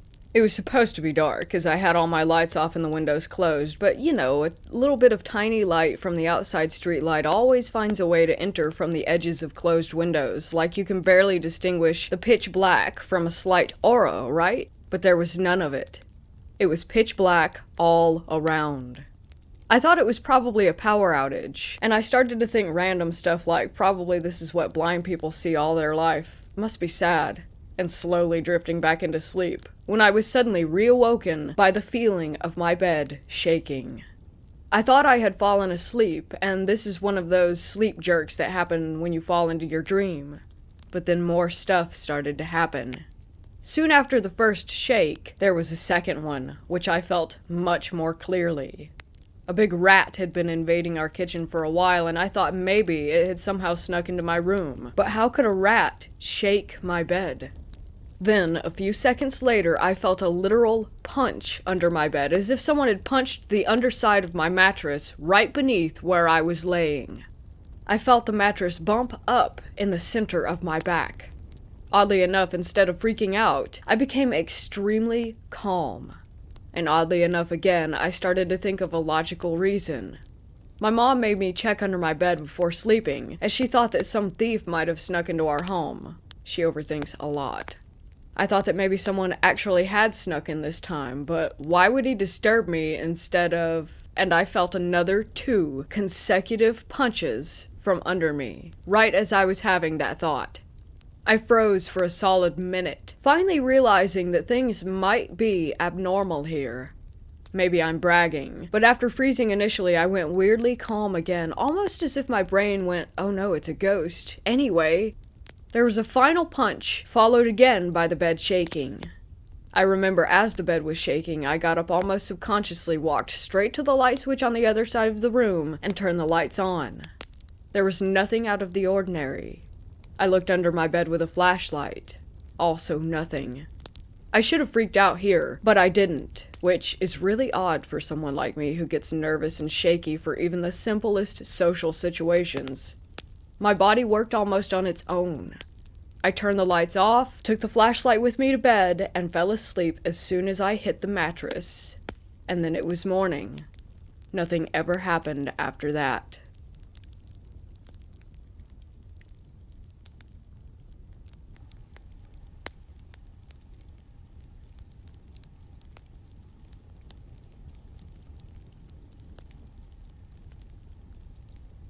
I was 15 when the first time anything paranormal happened to me at this boarding school.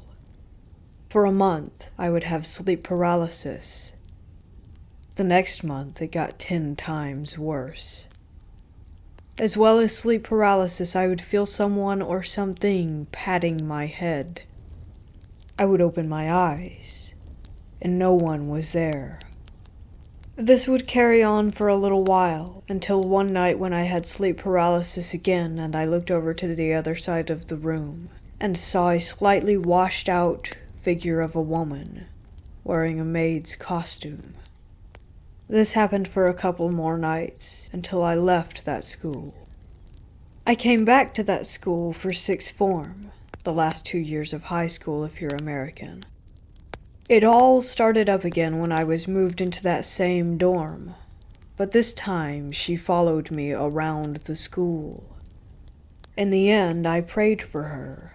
However, she still follows me around when I wear a certain necklace to this day.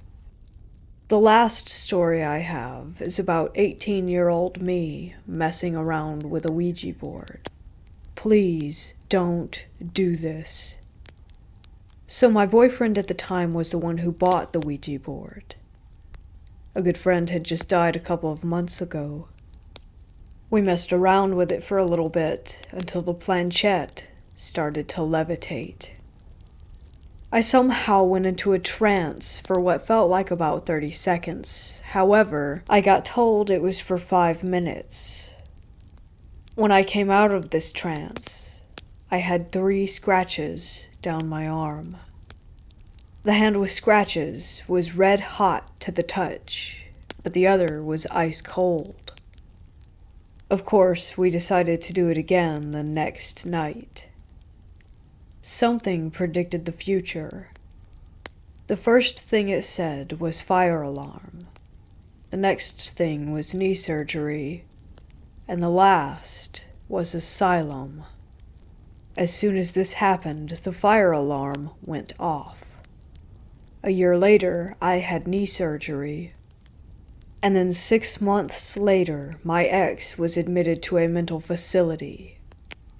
I know this sounds far-fetched, but this is what happened. Again, please don't mess around. with Ouija boards.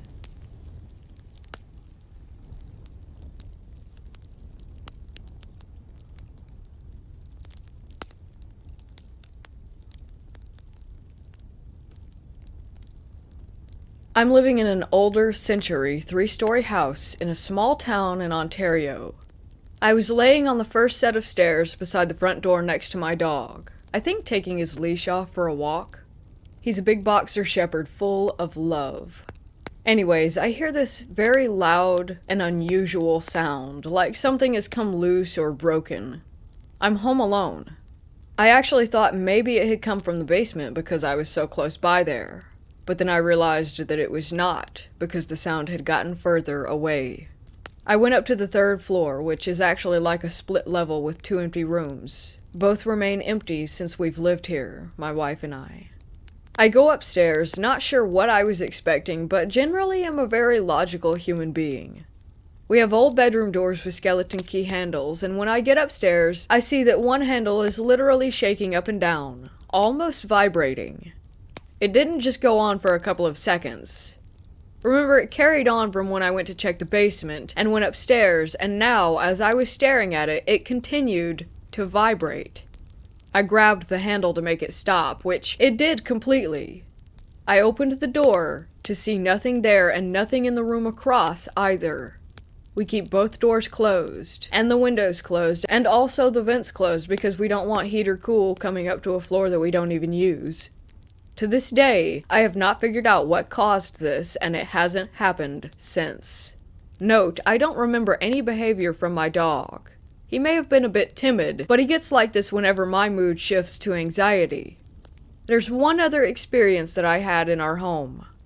Our dining room is attached to the garage, and it is not a proper exterior door. It's another old, beautiful wooden door with a skeleton key and all. One day as I was cleaning, I shut the door just enough so that it was closed but not fully sealed, which I do this all the time.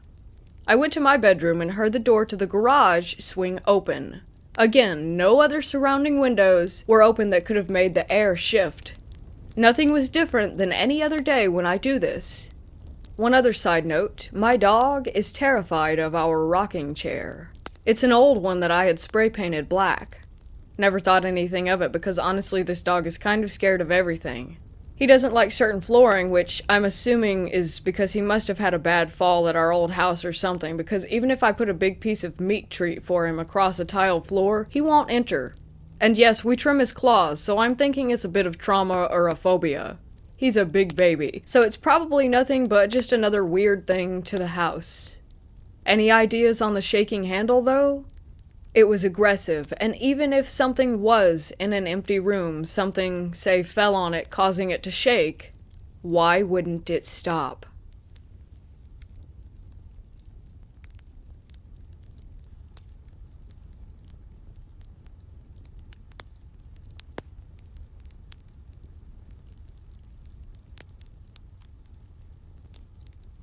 This story took place when I was a kid. My dad has been a pool man for many years. One of his oldest customers decided to purchase a ranch. I don't exactly remember where. He asked my dad if he could come and fix their pool, which was disastrously maintained before he bought it. He gave my dad permission to bring us along, and told us we were welcome to stay a few days to enjoy the ranch. We drove there, and I had been in charge of reading the MapQuest instructions because I never seemed to be able to sleep during car trips. We drove back home a few days later after my dad was finally able to save the pool. The drive home was very long. For whole stretches, the view was mostly desert, farms, and the occasional suburban town. Unlike me, my mom and brothers knocked out almost immediately. So most of the trip, it was just my dad and I talking or listening to music. I'm also a very avid reader, so I had a book on my lap beside the maps. I remember the ride had been quiet for a while because I had been reading. I had to stop because it was getting dark, and my dad only let me turn on the dome lights to read the maps. No radio service, and the Game Boy's batteries had all died. All I had left to do was look outside. All of a sudden, I spotted a very tall shadow on a roof.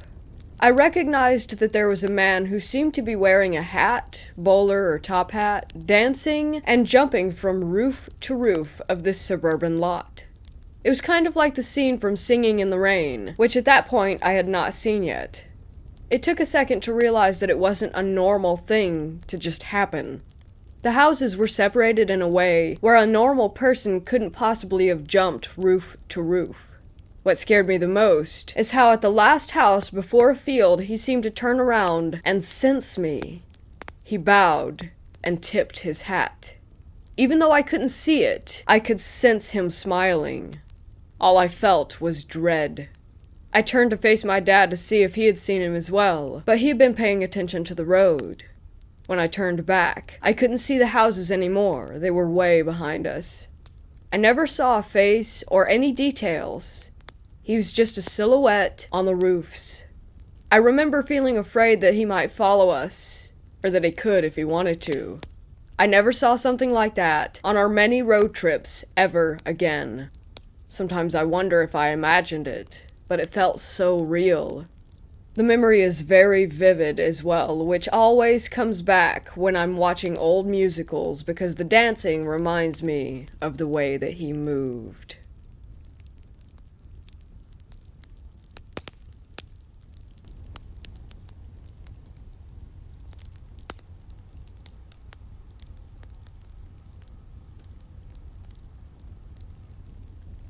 This is one of the unexplained series of events and the existence of the unknown in my very intimate environment.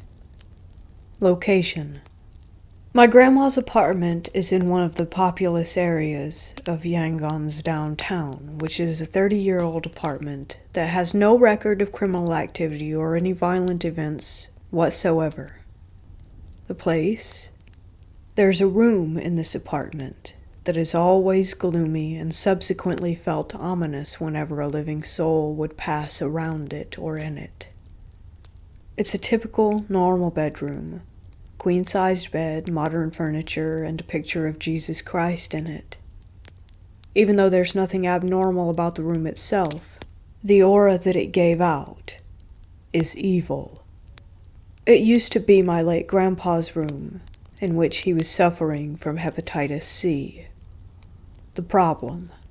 The room itself is locked now and no one lives in it, since it used to cause the house members and guests chills whenever a person or just someone would pass around the room unexpectedly. Whenever you look inside it, there's no one. Sometimes a 3-second long snickering laugh in a low tone can be heard. This can happen at any time of the day. Sometimes there's nothing at all. But whenever a person tries to lay on the bed of that room, everyone who's done it has said that they felt someone is watching them with an evil smile. But it's just their feeling, including mine. Another common denominator is that we cannot identify how that evil looks or where it came from. We all know that something is just there. What all of the house members and guests agree on is that something is watching the bed, as previously stated, with an evil smile. The aftermath. Even though no one goes near there and the room is locked since my grandpa's death, we are all worried due to the frequent sounds and laughter that we can hear at any random time. My aunt, who lives with my grandma at the same apartment, said that clapping can also be heard at a certain time of night, but not regularly. But it can't be anything from upstairs coming down, because upstairs is an empty hall that's been cleaned and locked by the previous owners until they find another renter. These events are strange since they didn't happen right away after my grandparents moved in. It started happening like a decade after they've been living there. The rest is history. I hope you all can tell me what it is. All the family members are questioning to this day.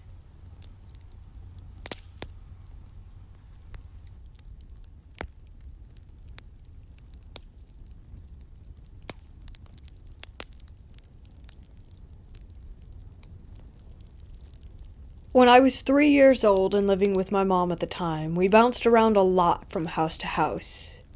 We ended up moving into a house that was just a few blocks away from my dad. I just want to state that these are my very first memories. I don't remember anything before this house. That's how traumatic that it was for me. But I'll do my best to explain these experiences in an adult version because I was 3 at the time and still hadn't learned to talk very well.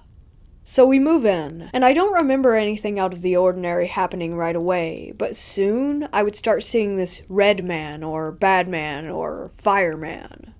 My mom told me that's always what I would call him, because I have very little memory of what I would call this thing. I vividly remember it wanting to hurt me. I don't know how I knew, but I knew that I wasn't safe every time I saw him. Sometimes he would chase me down the halls or come through the walls, and I would run to my mom trying to explain what was happening. My mom said that I would run up to her crying and shaking, saying that the bad man was trying to hurt me. This thing kept going on, and eventually something else started happening. Every time this red man would try and hurt me, this new entity would show up. I say entity because I couldn't tell its gender, and I don't remember it having a face, but it was like it was a glowing ball of light that would chase away the bad man every time he was around. This went on for months before I finally moved in with my dad. Because I was so scared constantly, I actually developed a stutter, and my whole body would tremble. One day while living at my dad's, I was drawing, and my mom asked if I could draw what I was seeing. I was drawing in a coloring book, and one page had an angel on it, and I started drawing circles around it because I couldn't actually see what it was. In my mind, it was just a big ball of white energy. I'm not Christian and don't believe in angels or demons, but I do believe in negative energies and positive ones that could maybe manifest into ghosts or spirits. So at this point, I had permanently moved in with my dad. I went to speech therapy for a long time to fix the stutter, and now, even to this day, my hands shake. Apparently, it's called trauma tremors.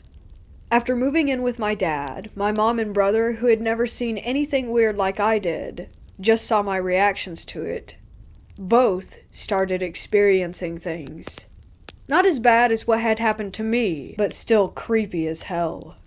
My mom would start to hear the piano play, and my uncle played the piano, so she thought that it was him playing it, until she walked over there and realized that no one was in the room. My brother would see shadows and lights turn off by themselves, but that's all that really happened to them.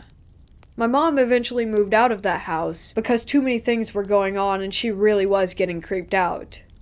Me and her moved into a trailer, and the first night there, I was laying in bed with her, and I was apparently staring into the bathroom. I don't remember this, but my mom does.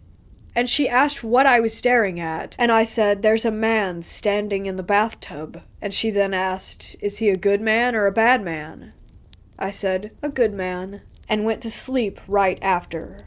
We later found out that the owner of the trailer before us was an old man who had died. Ever since then, I've never seen any paranormal things, but I can still sense if houses have good or negative energies. Believe this story or not, but it was very real to me and has permanently given me a tremor. When I was older, probably around 7, and could fluently speak, my family asked me if I remembered what had happened at the house. I guess they thought that I forgot or had made it up, and I told them the story in astounding detail, and it freaked everyone. Me and my mom occasionally talk about this from time to time because we still don't know what had happened. We just know it did, and that it was messed up.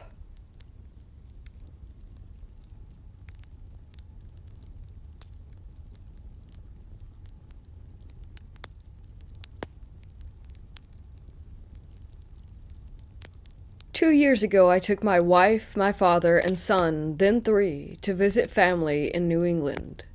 They live on a small farm with buildings that date back to the 1700s, which have been restored and modernized. There's a guest house which was built around 20 years ago. My cousin is a prolific photographer, and my auntie had decorated most of the rooms in the main house and guest house with her photos. We didn't notice much about the photos in the guest house when we first arrived, probably because we were all jet-lagged.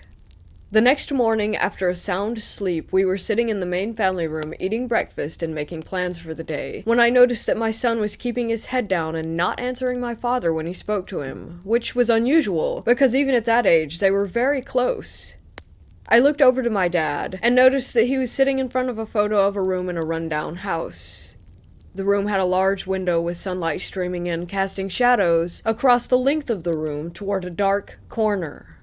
I got an uneasy feeling from the photo, but didn't think much more of it.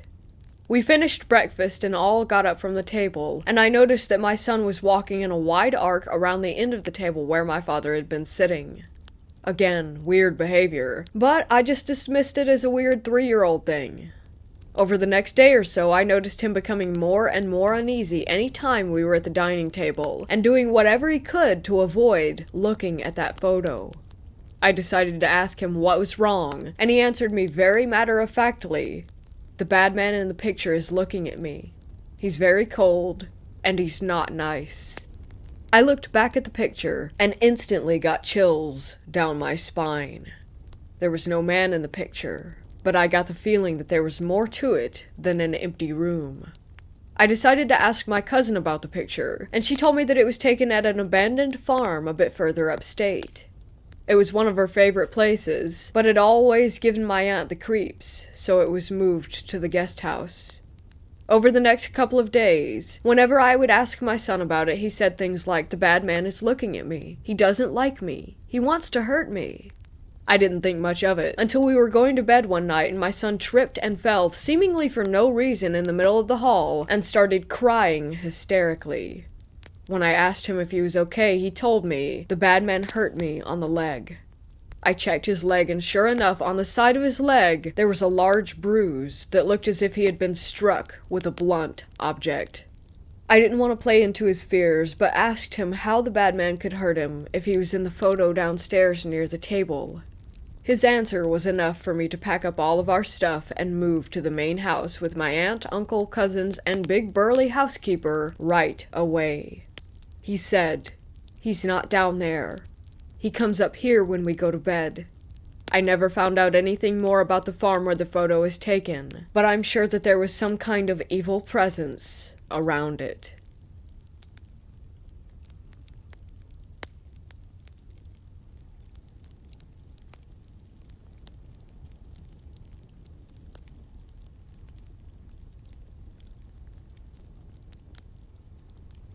I had a weird series of encounters as a child in my hometown that I have since moved back to, and I just chalked it up to sleep deprivation mixed with having a vivid imagination. This first one happened when I was really little. I'd say in 2004 maybe, 2003? I suck with dates. This was one of the first experiences that I had, and it's pretty fuzzy. All I really recall is being at the top of a flight of stairs and jumping down the whole thing, almost as if I could float down. I looked back on this one and I thought that maybe I had fallen down the stairs and just didn't remember. But in that case, I would have gotten a ton of scrapes and bruises because it was a big wooden staircase. Likely not related to the other experiences I had, but still, weird. There was some weird stuff in between these two, but I'd rather just get to the meat of it. Anyways, here's the biggest one that really bothers me. When I was in middle school, I was incredibly rebellious, and decided to try running away from home in the fall of 2014. I got up in the middle of the night, and just decided to walk straight down the road. Not sure what my plan was there. Anyways, I ended up following the highway until I ended up around Thunderbolt, east of where I lived, and was stupidly proud of myself for not chickening out, and that I'd stopped crying. Anywho, I wandered some more, hopped some fences amid my adrenaline high, and ended up in these dense, really trashy woods. I started thinking over things, and crying again. Then I heard what sounded like my mom calling out my name from up on the highway, and instinctively ran away from it. I remember looking up to the highway and just seeing a person go limp and fall off the side and under the overpass in my direction, then start running toward me on all fours like some kind of creature. It was super dark, and I couldn't make out any features at all, and I wasn't interested in getting closer. So I just ran like the damn wind until my legs were shaking and I sat down in the underbrush. I was resting for a bit and still shaking and crying and all that. Then I heard my mom calling my name again. It sounded like it was the exact same volume, like it was from the same distance away. It almost sounded like a mosquito buzzing super quietly in my ear. I passed out for the night, and then found my way back home in the morning. I thankfully ended up getting home safely, and all I got was bars on my window, scolding from my mom, and a sandal to the head. Oh, and sleep paralysis just about every night of my life since.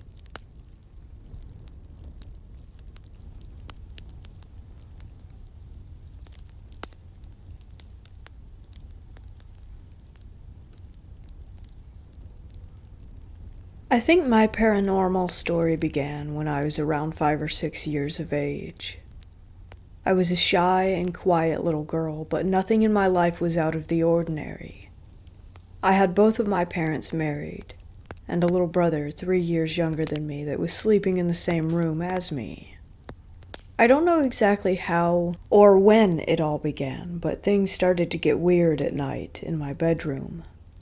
Every time my mother put me to bed and turned off the lights, shadows would begin to move around and scare me. By shadows, I mean black entities, like little insects crawling on the walls, standing figures with human shapes, even faces. I was so terrified of the night that I had a hard time falling asleep, and I can't recount how many times I had to turn on my little bed light to chase away the shadows that I was seeing. Nothing bad ever happened to me during those days. These shadows were always just passing by or staring at me, even though I recalled some times that were scarier than others. I remembered one particular night when I opened my eyes and there was just a face, centimeters away from mine, staring at me with dead eyes. I was on top of a bunk bed. Every time something scary would happen to me, my instinct was to turn on the light. Everything disappeared with the light, so I made a habit to save myself like this. And now, at 26 years old, I still need to turn on the lights everywhere I go because I cannot feel at ease in the dark. Of course, I told my experiences to my parents at the time, but they did not really take me seriously. I was quite imaginative for my age, so they thought it was just my silly little brain making things up. At the same time, my vision was starting to get bad and I needed to wear glasses. They used to tell me my blurred vision was creating scary monsters with the things in my room. Every time I was seeing the things in my room, I kept repeating my parents' words to soothe me, but I was still so scared, trembling, and unable to sleep because of what I was seeing. I had bad sleeping habits because of that. I had hard times closing my eyes at night, and I always tried to fall asleep before there was no light left in the house. These experiences followed me my whole childhood, but with the years passing by, they were less frequent. The fear of the dark still lingered, but I could sleep more peacefully. When I reached my teenage years, it completely stopped. At times, I was even able to completely forget this part of my life. Funny how I never thought my house was haunted. I always knew deep down that it was my problem to bear. The rest of my family never had any paranormal experiences in this house, and none of them were particularly inclined to hear about my fear of the shadows. Even though I stopped seeing things after my 12th or 13th birthday, I still had quite the instinct for the paranormal, and I was able to feel if a place was bad or not. But I want to make it clear that I was not seeking paranormal thrills. In fact, I was avoiding those things like the plague. I was still very much traumatized, and I did not want to experience scary things like that ever again. So, I cannot recall if it was during my 14th or 15th birthday years, but I had my final, most horrifying encounter. I was on vacation at my friend's grandmother's house. It was quite an old house, and there were 2 beds in this bedroom for my friend and me to go to sleep. I had slept in this room many nights before without anything happening, and nothing during the evening could explain what took place next. I woke up in the middle of the night with no explanation. I don't remember having a bad dream or hearing something. I just opened my eyes in the complete darkness. The feeling of uneasiness crept in very quickly. Something was not right. I could feel it, but I wasn't sure what yet. I finally lifted my head and saw it.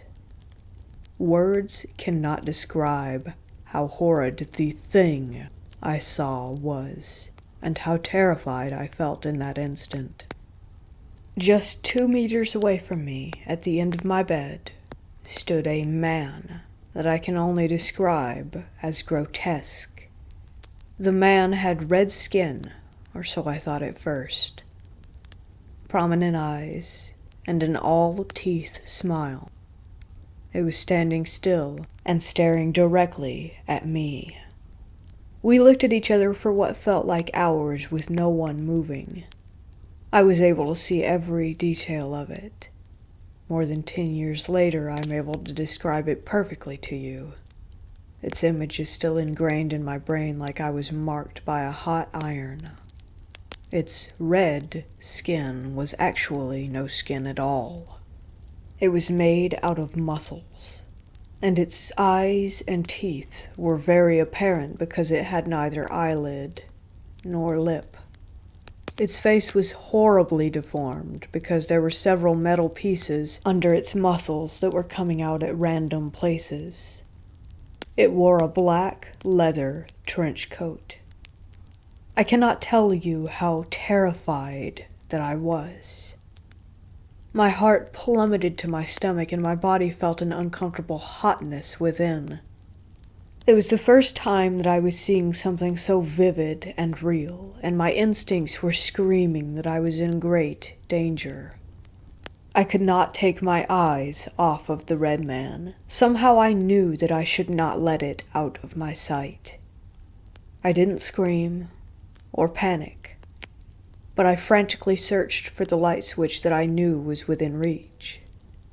The red man was standing still, just looking back at me.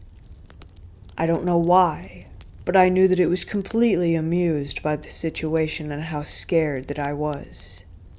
Finally, I turned on the light, and I thought that I was saved. Remember how the light always helped me chase away the shadows? Well, this time, it did not fucking work. It was still there. It was still staring at me, and I could see it more clearly than ever. It began to shift away, getting closer to my friend's bed. Speaking of my friend, of course he woke up from the light that I had just turned on. He turned toward me, asking me what was happening.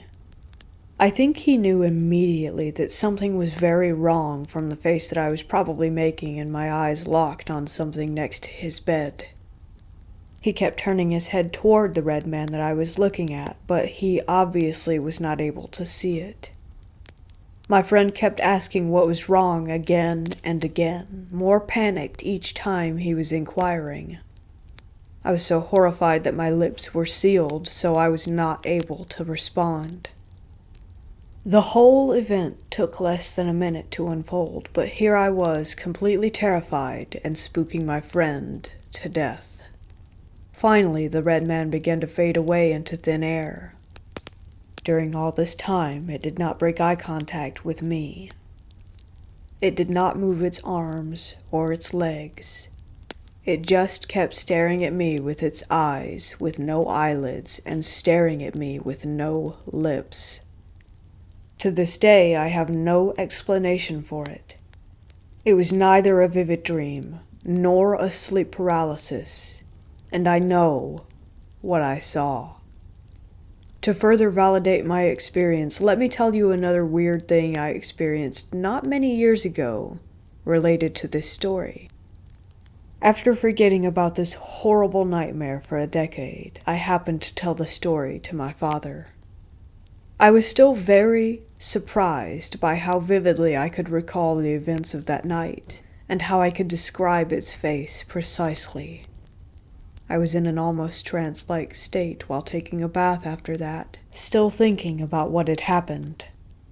I was recreating the red man's face in my head. I began to stare at my own face in the mirror, a mirror that was at least 2.5 meters away from me. I stared at myself for minutes without really thinking about it, just having the red man's face in mind. Somehow, a feeling of uneasiness began to stir in me. I knew something was wrong, but I didn't know what it was at first. I kept staring at my face, in my trance-like state, until I finally realized what was not right with the situation. I was able to see my face. Remember how I told you my eyesight was bad? Well, it did not improve with time. In fact, it got really bad, and without my glasses, I can't see things clearly at all. And here I am, in my bathtub, seeing things clearly for the first time since my toddler years. I got really spooked, and the moment that I realized what was happening, I saw my vision getting blurrier and blurrier. I don't know what to make of the last story. I just wanted to tell you everything that happened to me. I have my own theories, but, again, I do not seek any truth, and I still avoid paranormal things like the plague. Well, that's about it, folks. I hope my experience was interesting to some of you. It was weird and unsettling for me to put words to these events.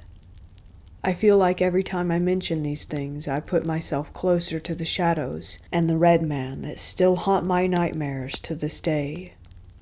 As I said before, I did not experience anything relevant after my teenage years, but the fear of the dark and what it hides is still here.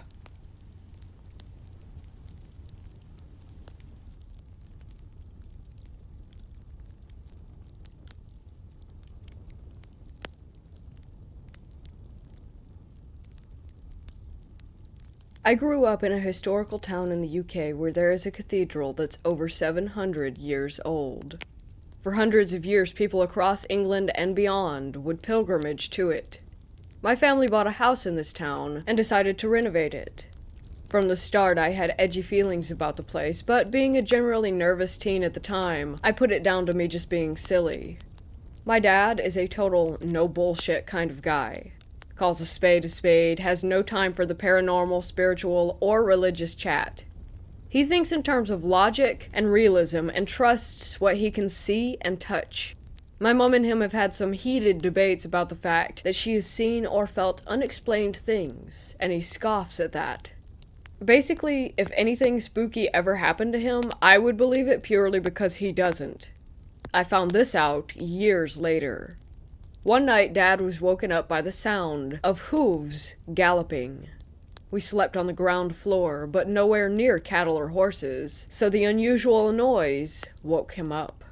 He got up and left the bedroom to look for the source of the sound. He took one step toward the lounge door in front of him and opened it. The lounge door had windows that opened out onto the main road. Through the window, all he could see were rows and rows of heads walking past the house. The heads had gold helmets with red plumage on them, and they all moved toward the center of town, toward the cathedral. They didn't pay attention to him, but just moved silently through, just their heads facing toward town. We knew the road that we lived on was built on a Roman road, and he believed that these were Roman soldiers on horseback making their way to the city. Over the years, the land would have been built on and up an accumulated height. So in this day and age, all you could see of them was their neck and head.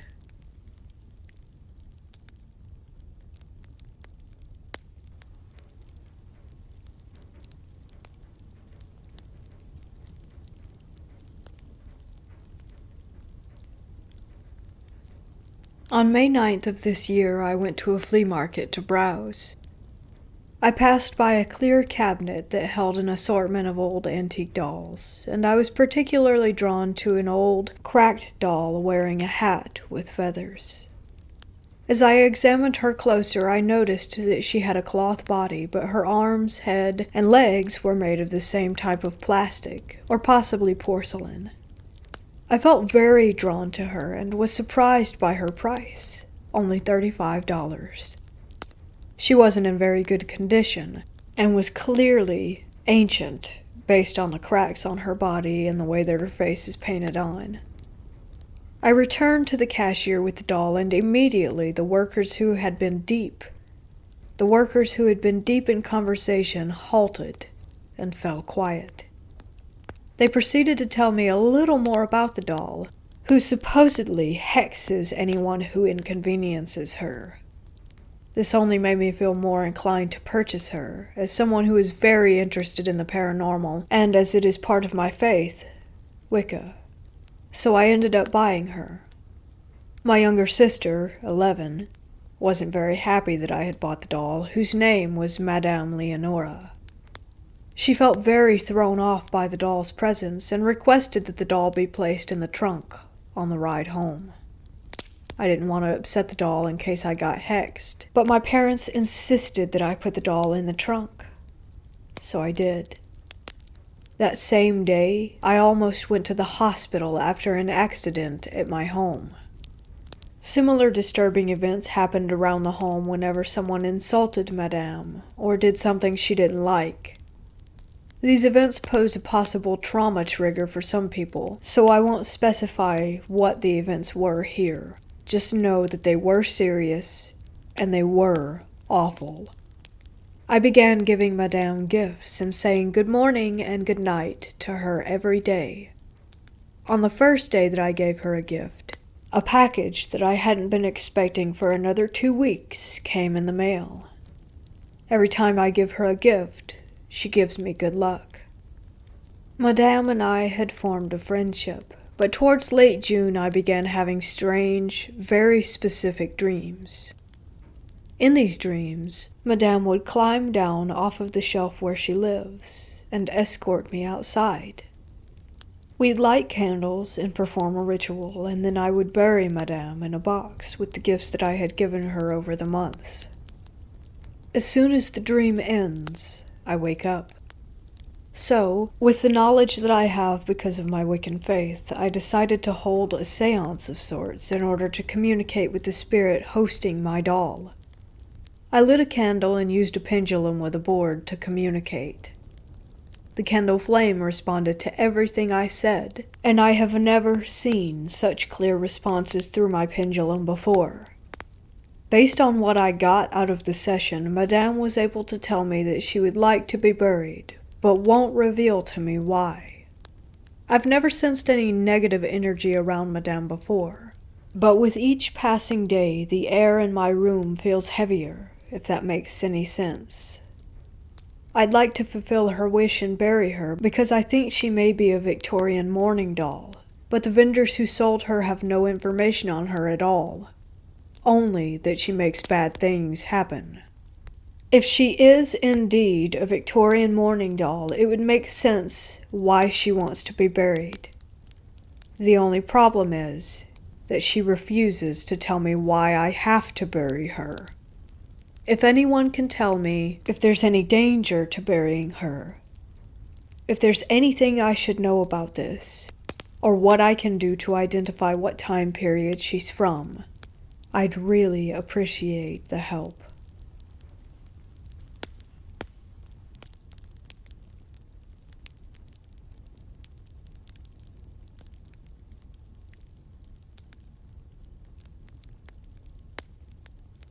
Since childhood, I've had my fair share of paranormal experiences, especially while sleeping. I've had one particular entity visit me in my dream for 1 year when I was in a different house. Never seen that entity again once I moved, even though I lived in the same area. Just a lot of weird stuff like this. But last night, I had the weirdest experience of my life. I was sleeping in bed with my wife, and I dreamt that my wife kissed me and went under the blanket. I woke up and sat on the bed with my lower body covered with a blanket. I checked on my wife, but she wasn't in the bed. That was so strange. So if my wife was not in the bed, then who kissed me? While I'm thinking about this, realizing that my wife was outside in the living room, something started moving under the covers.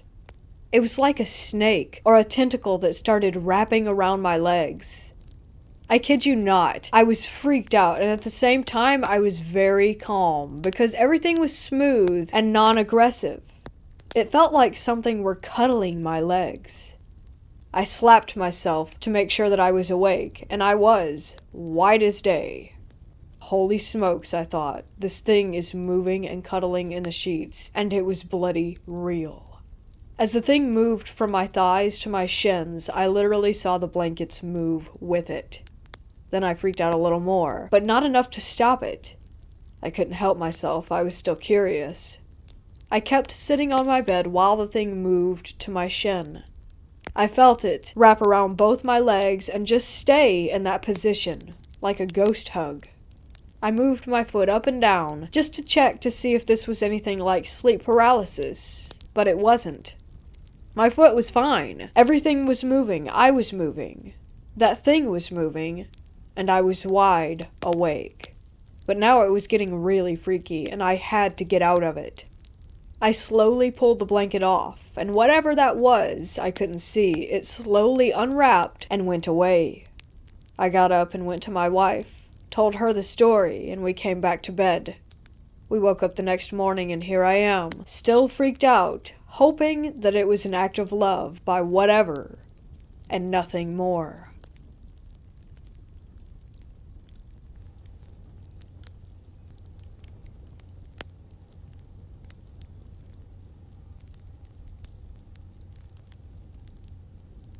I was about 17 when this happened. I moved in with my father after living with my mom for most of my life. Behind his house is a trail in between our house and the neighbor's house. It's pretty unbeaten, but you can still find your way through it. At the end of the trail, there's a very small pond. The first time I walked back there, I found it very charming, until I turned my head to see a small porcelain sculpture of a boy sitting on a log.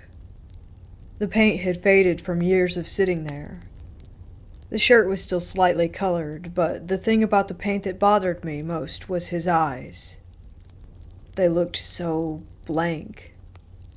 But the most important detail to the story is the hands, or the lack thereof. His hands were nowhere to be seen. I shrugged it off, thinking it was just a forgotten decoration put there by the neighbor long before I had arrived. The pond behind my house afterwards is where I would go and smoke weed while my dad was home. The sculpture never bothered me too much. That is, until the day that I touched it whilst I was walking around. I walked to the very back of the pond and further into the woods and found a small, wooden, decrepit shack. I wasn't about to waltz in there and get shanked by a weirdo, so I left it as is. But I got a really sinister feeling from it when I turned my back to it. When I was making the return trip, I had to slightly lean on the sculpture as to not fall into the pond. When I say I've never felt something so sickening and evil, I mean it. I immediately let go and sat back in the small chair that I had set up and began to smoke, thinking I'm just being paranoid. Then, as I finished my bowl, I feel something tug my hoodie slightly, so I jerked my head to see. Nothing there, and I just brushed it off as a branch or something, so I took a deep breath, leaned back in my chair, and looked up at the stars, leaving my arm dangling down off of the chair. Then I felt a small, cold hand wrap its fingers around my index finger. I nearly shit myself, jumped up, and sprinted back to my house, leaving all my paraphernalia at the pond. Keep in mind, it's about 9 or 10-ish, so I'm tripping over branches and vines until I found myself back on my back porch.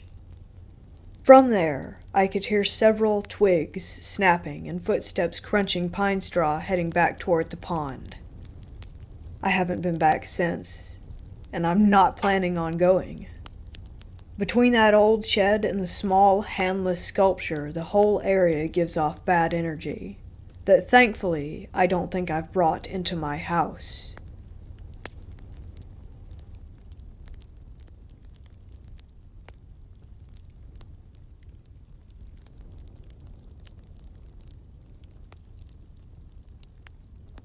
It was in June of 1972 that my mom and dad told me they were taking a couple of our thoroughbred racehorses to Durango, Colorado, where my father owned land, and where we typically boarded some of the animals during the summer.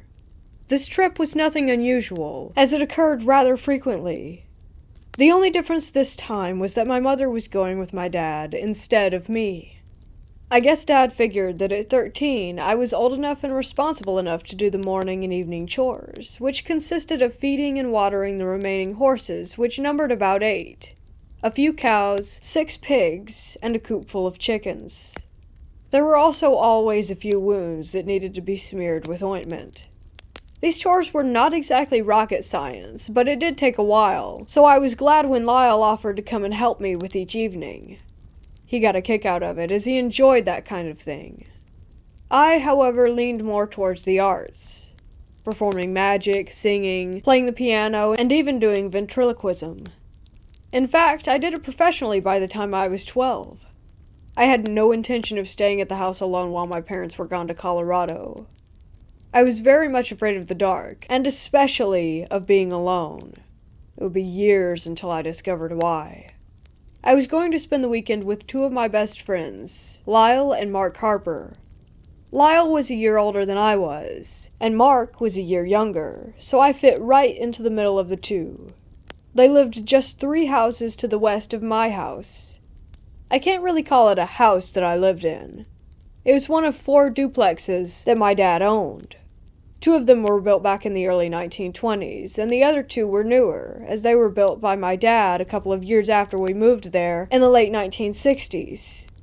The 2 old units, A and B, and the 2 new units, C and D, were split down the middle by our long asphalt driveway.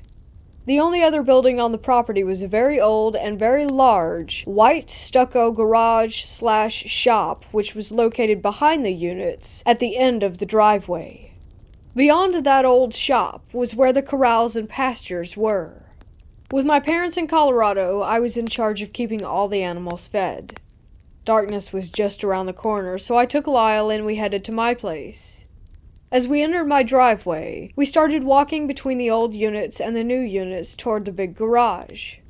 What made this shop unique were the giant rolling stainless steel doors, one on the left and one on the right, that met in the middle.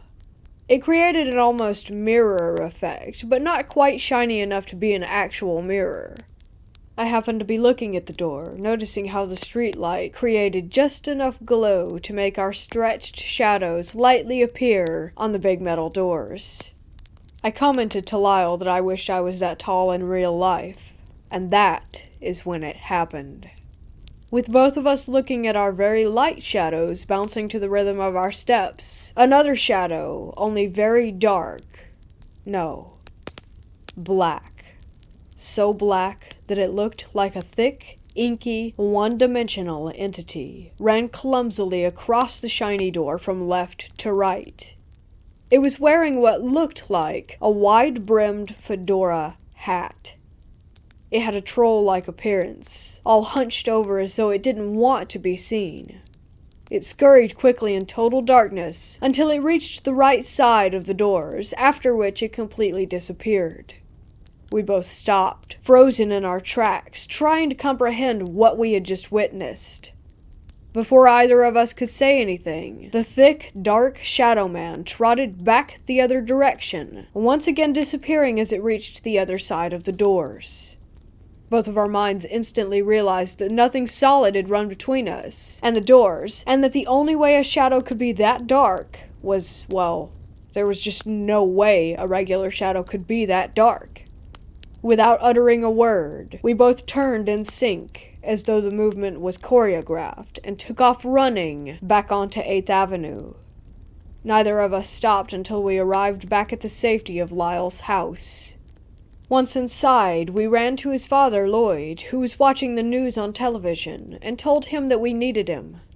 We related our experience, and he said that he was sure that there was a logical explanation. I knew, though, that there was not. He walked back to my house with us, and we began to experiment, attempting to recreate a shadow that was as dark as what we had just seen 10 minutes before. It just wasn't possible. Mr. Harper agreed to stay with us while I did my chores in the now dark back pasture area. It would be years later that I would learn about shadow figures and how they operate. Since then, I have been blessed, or cursed, with several paranormal experiences, from full-body apparitions to simply feeling the presence of spirits. I'm not sure why me, but I am grateful.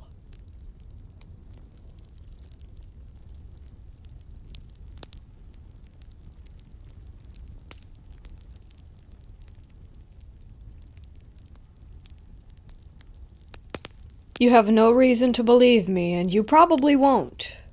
I don't care. I just need to speak my truth, as it weighs on me sometimes. Since it happened in July, I told myself that I would take it to my grave out of fear. Fear of my significant other, family, and friends thinking that I'm crazy and ostracizing me. I have no history of mental illness, and I don't take meds, but I also just don't want to scare them. In July, around 10 to 12 a.m., I went to the kitchen with a blanket over me to grab a fork and a drink. I was carrying the drink in my right hand and the fork in my left as I struggled to keep the blanket wrapped around me. As I was heading back to the living room, I realized that the downstairs light and the ceiling light were on. I turned off the downstairs light with my left hand and looked to confirm that it was off. The ceiling lights were closer, so I continued on to turn the ceiling lights off behind me while looking down the stairs. The ceiling light flickered and burnt out, and I froze. A blue light appeared at the bottom of the stairs, and I cried, but it wasn't out of fear.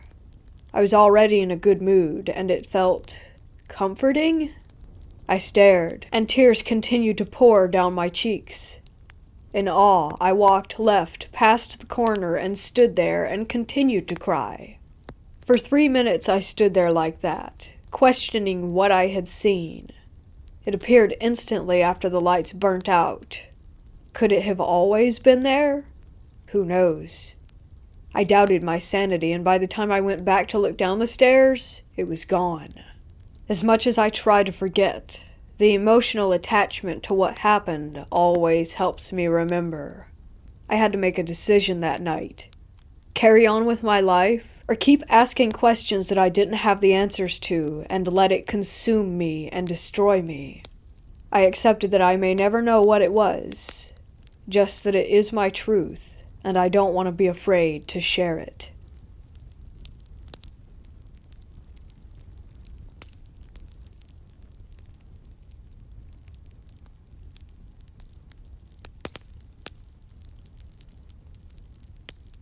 Yesterday, I took the day off of work to do a bunch of chores around the house, so I was home alone.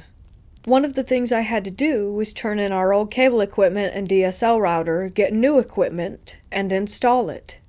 My house was built in the early 1950s, that is, the upstairs part. We have a downstairs part that's a new addition built sometime in the early 2000s. I only mention this so that you can understand that the upstairs of the house is a raised foundation with wooden floors throughout. The new addition is downstairs on concrete foundation. Upstairs, you can hear the footsteps of someone walking around with shoes on their feet. Downstairs, it's a little harder to hear because there's carpeting and it's on concrete, so if someone was running across the house on the upstairs older part, it's loud and echoey. Yesterday, as I said, I was home alone. It was early in the afternoon. I was downstairs installing the new router on the very far corner of the downstairs part of the house. As I was laying on the floor trying to locate the cables and put them in the right places, I heard loud running coming from the upstairs in the older part of the house. It's not possible that someone had come in and then left, because all the doors and windows have sensors that make a chime when a door or window is open. I did not hear a chime, and no one who lived in the house should have been home. My wife was at work, and my son was at school. I quickly got up and did my best to listen to see if there really was someone in the house. I went to check and looked through each bedroom, through the kitchen, through the bathrooms. The front door was locked, and there's no way that anyone could have entered the house or run through it and left, as I said. I don't know what I heard, but it was definitely heavy footsteps, even though it was empty.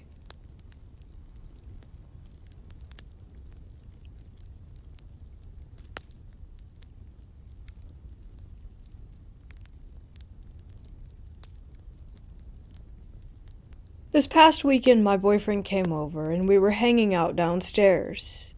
I soon got tired, so I ended up going upstairs to my bedroom. I immediately felt a presence following me as I walked up the stairs. It felt as if it were following behind me, and there was something breathing on my neck, the feeling when you know that something is there. Me being scared, I refused to look back. I just plop into bed and face the wall, hoping that nothing happens. I still feel like there's something there, but this time it feels like someone is just watching me sleep. Then it starts to get hot. Even though I was scared, I turned to open the window, and there is a holographic type of ghost hovering over my bed. I turn around again, not getting up. I lay there facing my wall, so uncomfortable for a minute or two. I quickly get the courage to open the window and go lay back in bed. But before I get there, my LED TV starts flashing and changing the color mode. Mind, these lights only turn on when the TV is on because they're connected to my TV's USB, and I was unable to turn them on myself when the TV was off. I quickly grabbed the remote and turned it off. Then, all of a sudden, the empty Starbucks cup sitting on my nightstand table falls off in a weird way. As in, it looks as if it were being pushed. I turned on my bedroom light, grabbed my phone, and yeeted out of there. I was so terrified.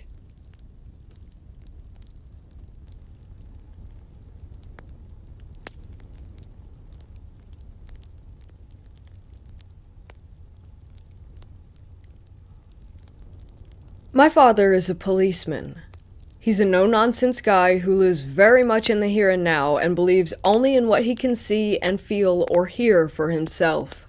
At the time of this story, he was in the police force for more than 20 years and I was a teenager. My father worked night shifts, and on a regular basis he would come home early in the morning to have breakfast with us. He would then go to bed, and we would go to school. He was usually in a good mood and would tell us funny or interesting stories from his day or night at work. At this particular morning, he was unusually silent, and he didn't eat either. My mother asked if he felt all right. It took him a while to actually answer, and he said, "I'm not sure what I experienced tonight." He didn't want to say any more in front of us kids, but we prodded him long enough until he told us the following. It had been a quiet night, and he was out with his colleague in a police car. At some point they were informed over the radio that a car chase was going on not far from them, and their assistance was required. They drove off toward the chase, and soon caught up with the suspect's vehicle. The radio had informed them that 2 men were in the front seat of the car. My father's car pulled up almost beside the car so that he managed to get a good look at the inside. He saw the 2 men in the front arguing heatedly with each other, and then he saw another man in the back. He had no hair, and was so pale that he almost seemed white. He was dressed in all black. He looked directly at my father, his face almost pressed against the window with very dark eyes, and he grinned widely. My father was deeply unsettled by this person. He seemed to look directly into my father's eyes. My father was so sure of this third person that he informed the other police cars about him. The chase ended with the car crashing into a fence and the suspects fleeing into a field. They were apprehended only minutes later. There were 2 men, not 3. My father asked his colleagues at the scene if they were sure that there hadn't been a third guy. No one else had seen him. "I can't explain it," he said to us. "I saw him clear as day, and he grinned at me like death himself." This took place in 2004-2005 in Germany. To this day, we have no logical explanation for what he really saw and experienced.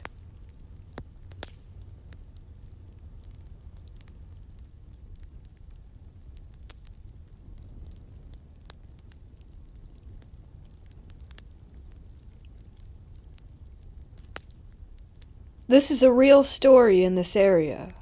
People actually report seeing this. It's a tale that comes from a little town in Lancaster County, a place called Elizabethtown. It's called the Purple Light Bridge, and it's a story that began in the early 1900s. Could be more than a tale, though, since there is proof of the purple light and the tragic incident behind it. So one of the tales is that a young boy is struck by a train on the bridge that intersects between Turnpike and Road Street, which is where the train station for Amtrak is.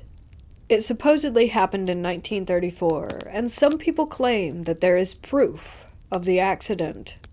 So after the boy's death, it is said that late at night you can see a purple light on the bridge or in the gorge where the train track ran into from the north heading southwest.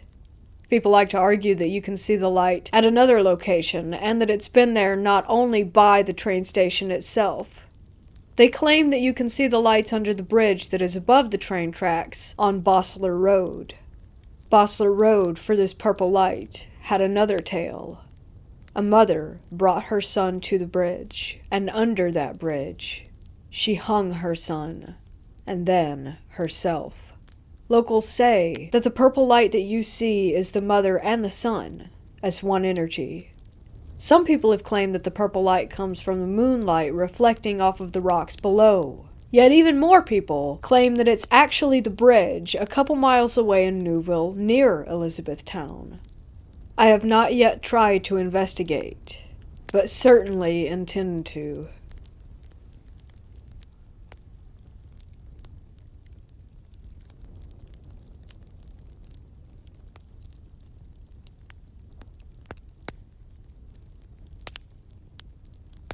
Recently I moved into a new house. Two close friends, let's call them E and R, moved in along with me. When we went to view the house, nothing seemed off about it. However, about a week in, we screwed up. E had been cleaning out the attic and came across a wooden box. It looked fairly new and we didn't think anything could ever go wrong with it. E and I looked inside the box.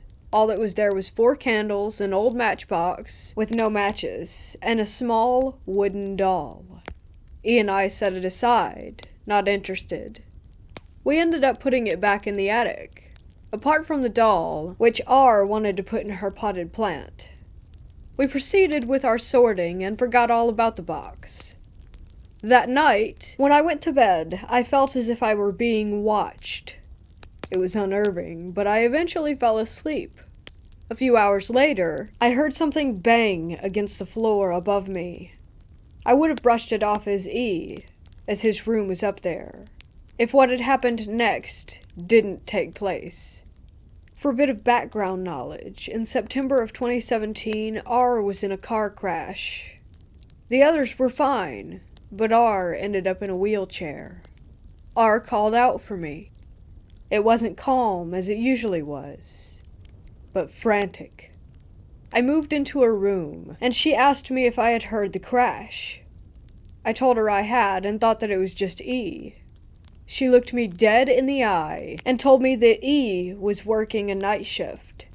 It was unlike her to be so flustered, so I offered to stay with her, which she accepted. Soon after, we began to hear light footsteps and giggles outside R's room. We were scared, but continued to try and tune it out. R fell asleep, but I stayed with her, scared shitless by possible ghost children. Eventually, the stupid undead kids stopped running up and down the halls, so I assumed they left. I was then able to fall into a well-deserved slumber. Then, maybe an hour or so later, E got back from work. I know this because he is incapable of entering anywhere quietly. And then he screamed. Like a grown man screaming as if he were a little girl. He ran up the stairs into my room and then out of my room because I was with R, and then he ran into R's room. He then told us what had happened. Apparently, he'd been putting his work bag down and felt as if he were being watched. He looked up and for a split second saw a little boy and girl holding hands. Now, normally I wouldn't have believed anything like this, but E is an honest bloke, and I saw the look of terror on his face.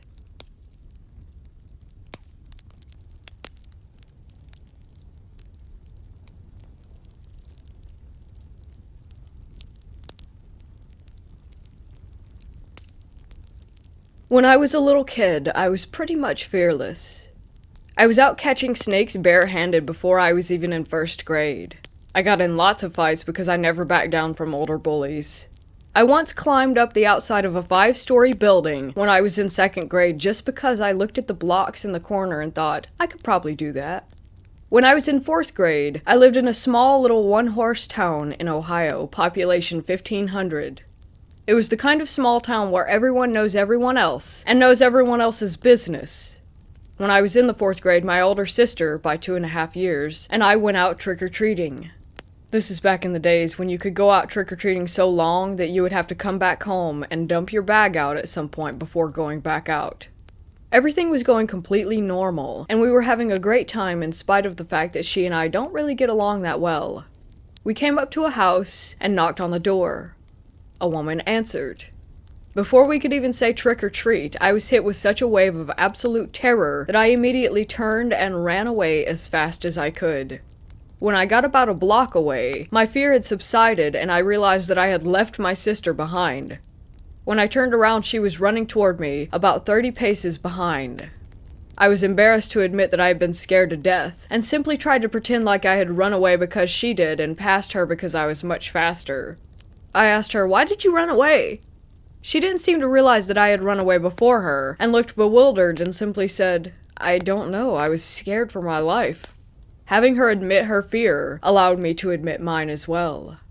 I had been in many near-death situations and more than once thought that I was going to die, but I have never in my life felt such absolute, complete terror.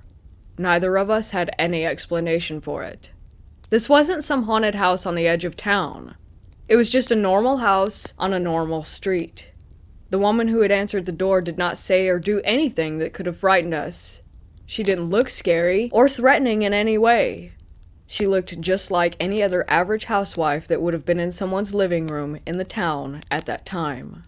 To my recollection, she did not say or do anything at all. She simply opened the door, and the minute we saw her, we were both filled with complete and utter terror.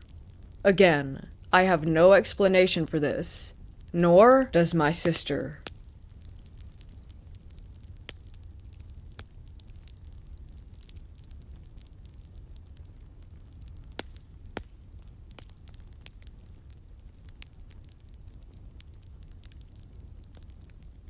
One early summer morning in 2000, I got up and ready to drive my mom to her job at a local retirement home. It was dark starting out, but the sun was gradually coming up. I dropped her off and started returning to her house. Halfway back, driving on a country road densely populated with trees and houses, I noticed a car coming because I could see its high-beaming lights from a short distance. I also saw a large, jet-black dog in my path, standing completely still with its head pointed forward. It had a slender build. Having only a few seconds to think, I decided to continue forward and brace for the impact from running into its body. I closed my eyes as I got the closest to it, and continued to drive without swerving, and to my surprise, I felt nothing. I slowed down to check for the dog, but there was absolutely nothing back there. As I continued my drive, I felt strange because there was no way that I would have missed that animal. It was not facing me. It was facing right. I would have struck it broadside. Anyway, I'm thankful I didn't swerve. I feel like had I swerved, things would have been very much different for me today. I do believe that I could have died.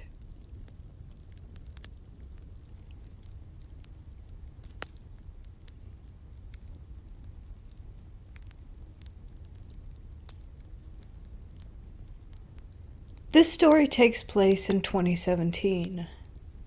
My then best friend, I'll call her Lex, and I were having a sleepover at my dad's house. I was 16 at the time, her being 17. We often had sleepovers on Fridays where we would eat junk food, watch as much Netflix as possible, and have deep conversations. This night was no different, and so unremarkable that I've forgotten everything that we did.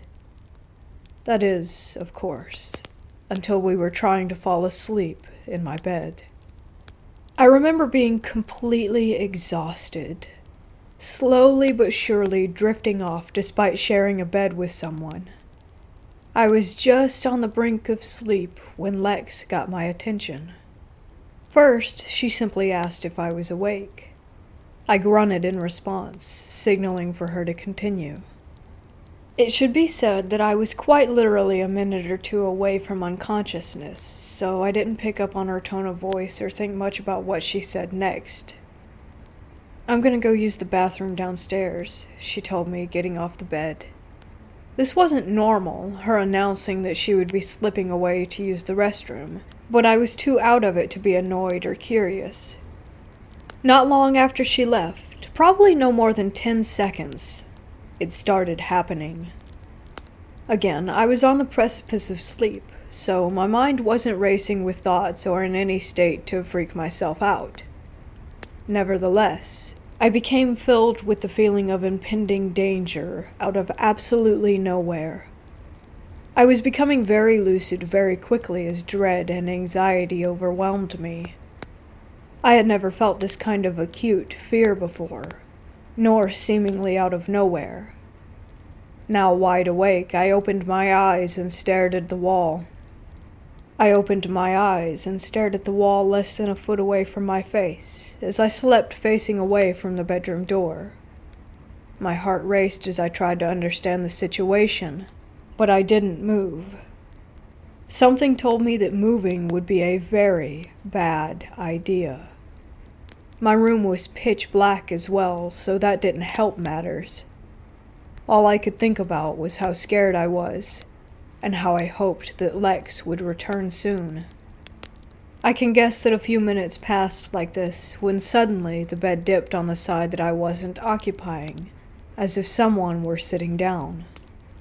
Problem was, not only did Lex struggle to get onto my bed due to its height, but my bedroom door had never opened. At this point, I was petrified, and I only became more afraid as I felt something against the back of my body.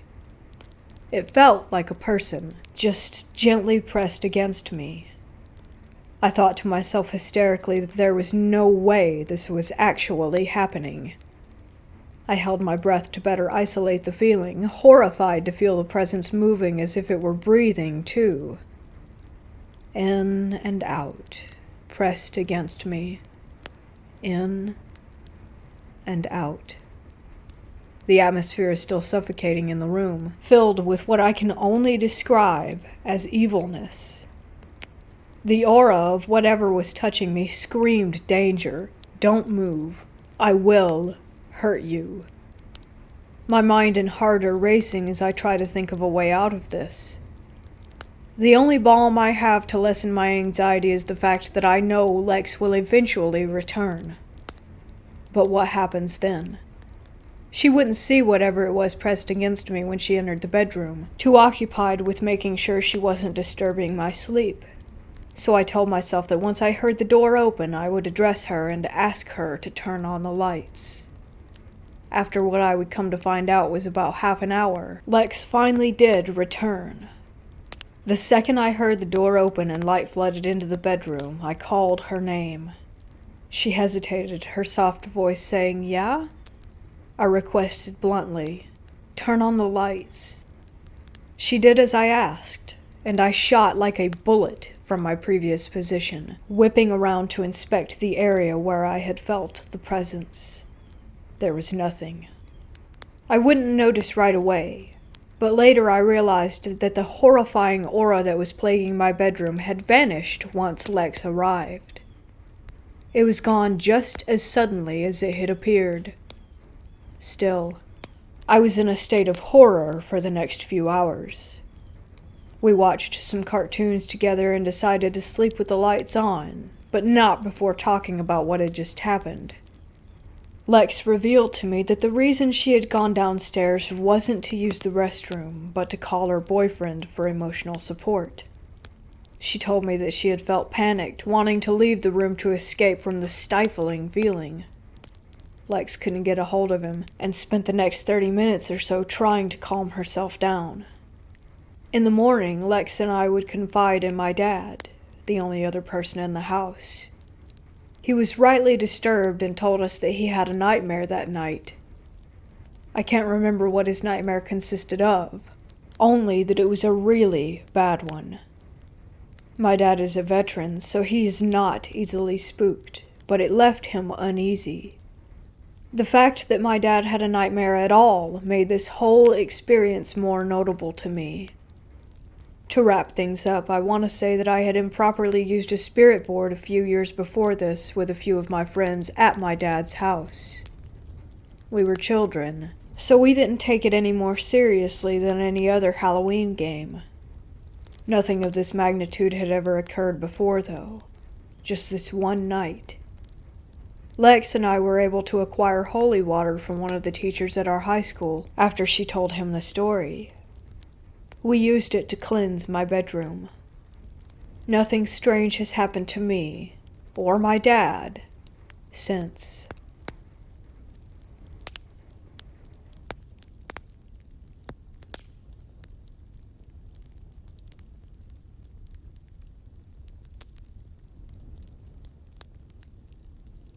This happened when I was around 10, in a house where the second floor was still under construction. My mom and grandma had a major disagreement back when we were living in Toronto, and my grandma decided to move to her home country, Ecuador. Soon after, due to complications, my mom decided to give in and follow her.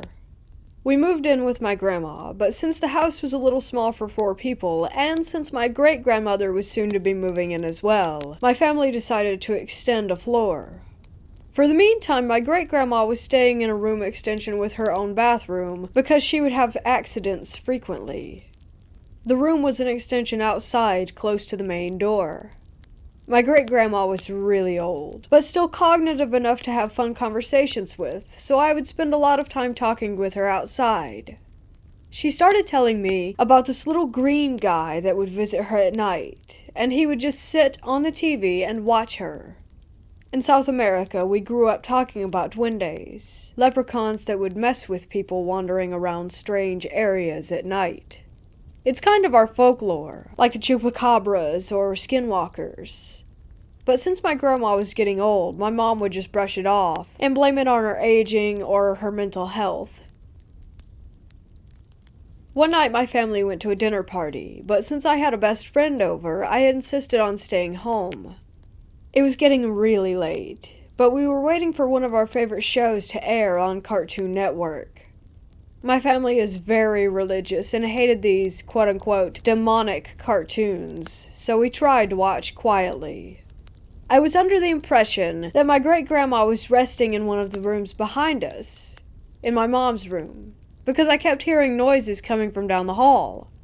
Suddenly, I hear my grandma's walker clicking its way out of the room, so I quickly turned off the TV and told my friend to be quiet. We hid under the blankets and waited until my grandma went back to the room. She used to walk with one of those 4-legged walkers, and would take her time as she moved. We thought she was just going to use the washroom, so we decided to wait it out. Her walking seemed very quiet, though, which was odd, but I didn't think much of it. She went to the washroom, but didn't open up the toilet lid. There was no noise, no peeing or anything. And the weirdest part? No word or call to see if we were sleeping or still up. We just heard the walking go straight back to the room quietly.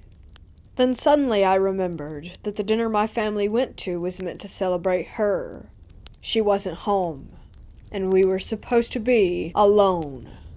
As soon as I realized that, we heard small footsteps sprinting from one room to the other, and then a glass breaking. We were petrified. We didn't know what was behind us, if it was someone that broke in or an animal, but we were too afraid to look. We stayed under the sheets until my family came back home. Fortunately, they arrived only moments after. As soon as my stepdad came in, we told him what happened.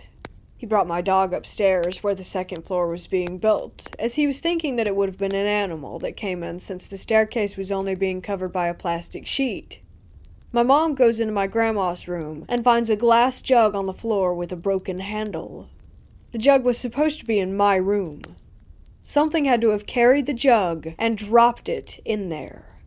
My dog was also barking throughout the night, which was pretty common, but when he came in the house, he seemed really anxious to sprint upstairs, as if he knew something was there. My best friend and I have been through a couple of weird things back home, but nothing as vivid as this. Again, it could have been an animal, but that doesn't explain the metal walker noise that we heard. It could have been an intruder, but we would have definitely seen someone come through the plastic covering the stairwell. It could have been the little green guy my great-grandma talked about. A lot of times little shadows would rush through my peripherals, but I always thought it was just my imagination. She passed away only a couple months after this. But weird, small footsteps and random dog chases never stopped. The footsteps I would hear didn't sound like small critters, since animals tend to bolt from place to place. The steps I remember hearing as a kid seemed much more meticulous and slow, and always late at night.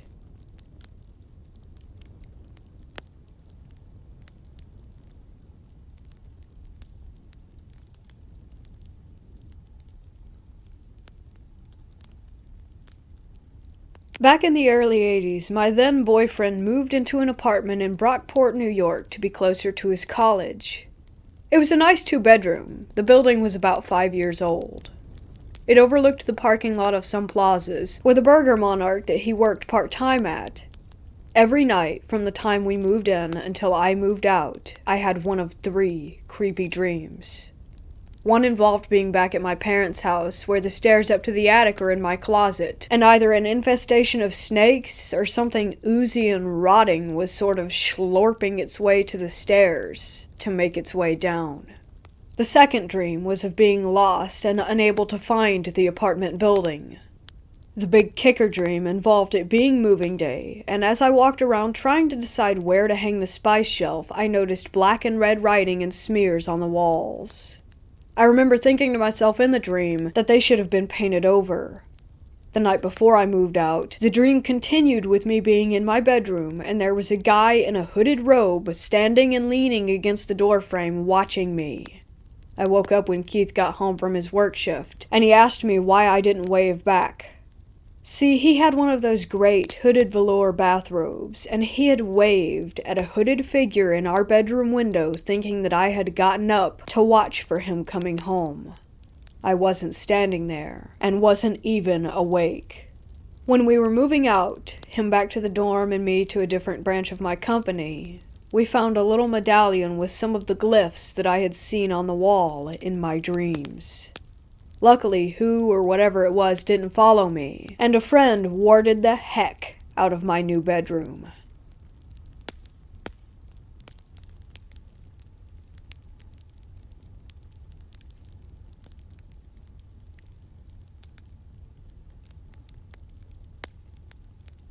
I'm 23 years old and starting to remember this shadowy figure that would appear then disappear in my old family's house. 1 second there would be nothing, then the next instant he would be right beside you. He didn't have a set place in the house. He would always move and walk around the house, and you'd know it was him because you would get this feeling that you weren't alone. He'd be walking beside you or on top of the staircase, just watching. I have to add that he never felt evil. He was definitely not an angry spirit, more like a watcher. I also want to add that I describe him like a man because I remember him being very tall and his silhouette was a masculine shape. Other than that, you couldn't make out his face or anything else. He seemed like he may have been cloaked or hooded sometimes, though. He never did much, just came and left. Everyone, except my younger sister because she was too young, knew about the Shadow Man, but once he appeared to someone who was alone. I should mention that before I was born in 1997 that my great-grandmother on my dad's side had died of old age in the house. She had passed away in the back bedroom, which became me and my brother's room when my younger sister was born. My dad was with her on that night, and says that she saw something. He walked out of the room and came back, and she was dead. Anyways, my parents got married and we moved in 2012, and I haven't seen the Shadow Man since. Whenever I think about it though, or hear similar stuff, all the hair on my body stands up, and my right eye drops a single tear, every time, without fail. It's even happening as I type. I try to control it, but I can't. I've had other supernatural encounters, and this always happens.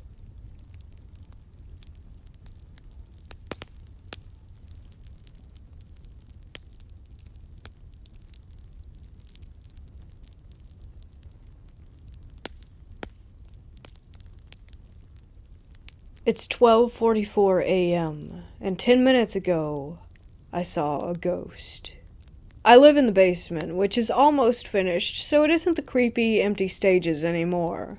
It's really comfortable and homey. Today, though, my parents are putting up a new wall separating my room from the laundry room, so that's the change. It's a little uncomfortable tonight, and I do admit that having such an open space where I could see and not see everything is a little spooky, but I wasn't actively thinking about it, and I was actually really relaxed and just scrolling through TikTok on my phone. This is the setup. I have my bed in the middle of the room, my TV is adjacent from me, on, playing Family Guy. I'm facing left, which is facing the laundry room, and the almost built wall. There's a small landing that goes to my sister's room, which is also in the basement. The back storage room, which the light was on, and then the stairs that go up. My fan, which is also to my left, is on. I can't hear a whole lot besides the fan, my phone, and the TV. My phone is positioned almost directly in front of my face, but with what I saw, it was not in my peripheral, it was directly next to my phone's screen, so I clearly saw it. A half-white figure walked past from the landing into the laundry room. I could only see the bottom half of it.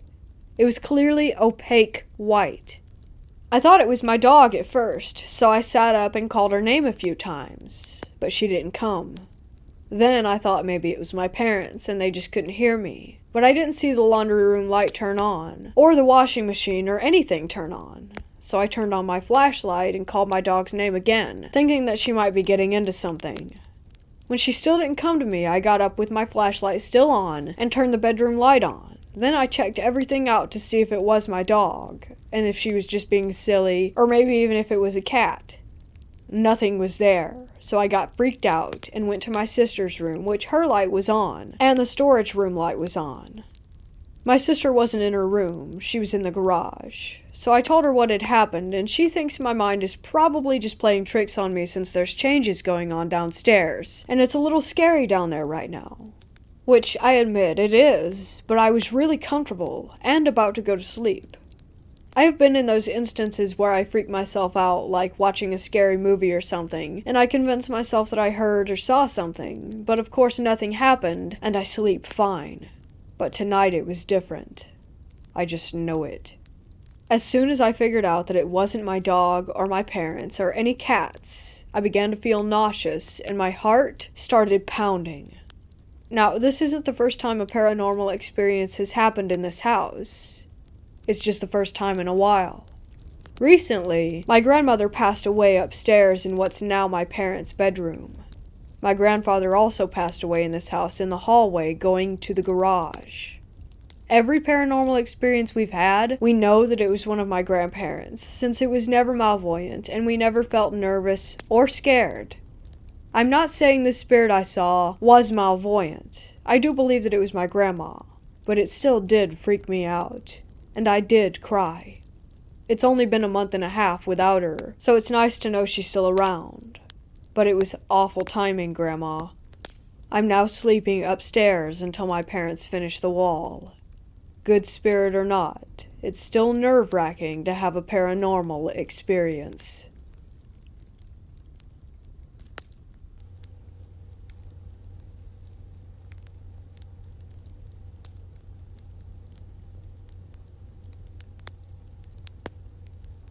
This is a short story. I was maybe 4 or 5 at the time. It was November or October. I'm assuming it was October because that day my dad and I had bought pumpkins for us to carve for the first time, according to my memory.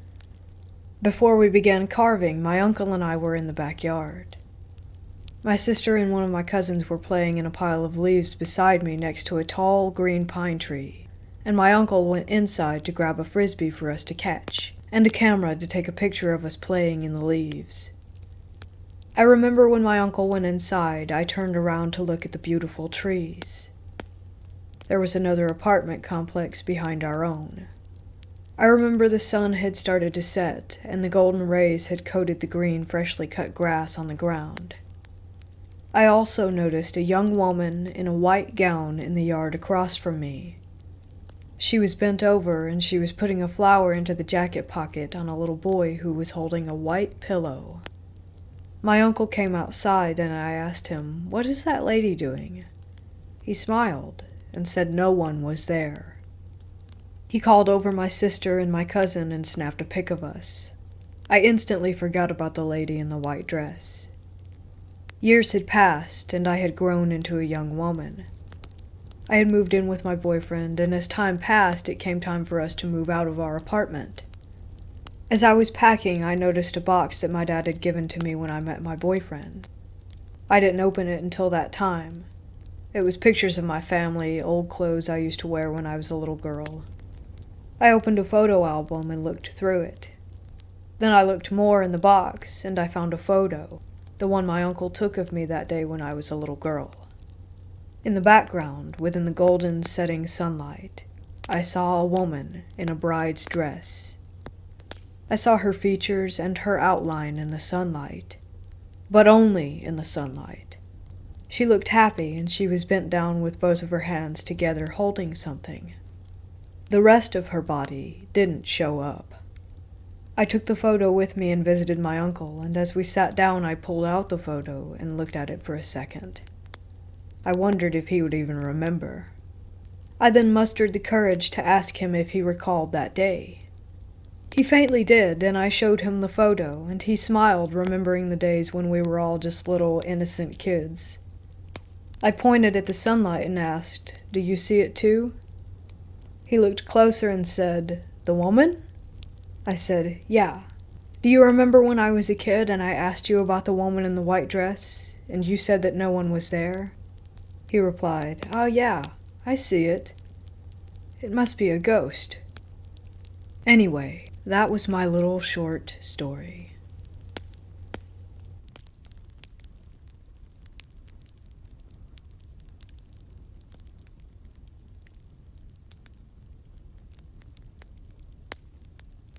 So I've been sitting on this story for 3 years, telling some close friends who respond with astonished looks and advise on mental health and think I'm completely insane.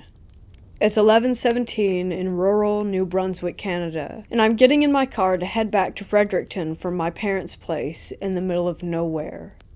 I had just finished up a small gig at a local fair, having had 1 or 2 beers at the show. I'm just pulling out of my parents' driveway onto a dim country road going back to the city when I turn on my high beams to see a tall, lanky, completely black figure standing in the ditch on the right side of the road. I mean, this thing must have been 8 or 9 feet tall. It absorbed all light and had limbs no bigger around than a baguette. As soon as I saw it, it started to run up the ditch and across the road in a very fast, very strange, gliding kind of way. I slammed on the brakes and watched this thing run across the road and into a field on the other side of the road towards some woods. I'm getting goosebumps writing this, but I could still see its silhouette speeding across the field in my neighbor's yard as it went into the black of the night. I stopped for a moment, shivering, before speeding up the road to a safe distance. I had no idea what I had just seen, so I called my mom to tell her that I had just witnessed this tall, alien-looking creature less than 100 meters from our home. She and my sister searched online with what I had told them, and came back with an article on the Black Stick Man phenomena, which fit exactly what I had seen on this normal August night in New Brunswick. This experience has really opened my mind to the paranormal, so for that I'm almost thankful. I was looking over my shoulder for a few weeks, afraid to go out at night, and I still feel unnerved when thinking about it. I haven't seen anything like it since, but have had some experiences with spirits growing up in what my whole family agrees is a haunted house.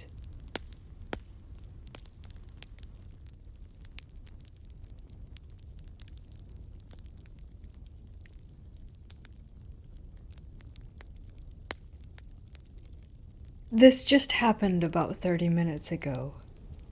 I was in the kitchen, and as I turned around, the very strong scent of my mom's distinct perfume hit me in the face. This happened 3 times.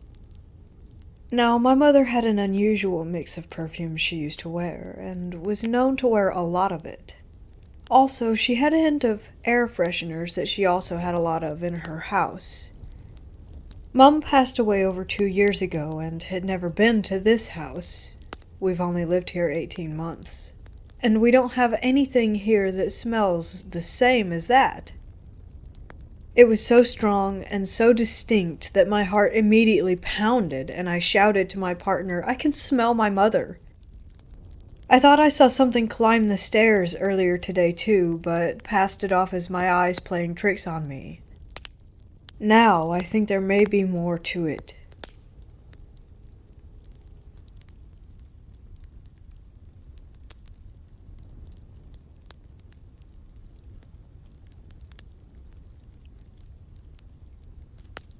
So I always struggled with sleep paralysis, but one time, maybe 3 years ago, I woke up from my sleep, but I wasn't able to move at all.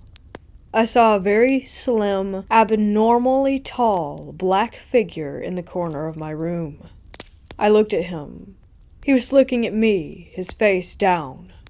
When I looked at him, he just calmly walked away from my room, and I woke up. To this day, I still think about it. And I found out thousands of people all around the world see the exact same thing. I can't believe it's all psychological. How can everyone see the same thing? From China to Ireland, USA to Turkey? It doesn't make sense. I think that we all may have witnessed something otherworldly.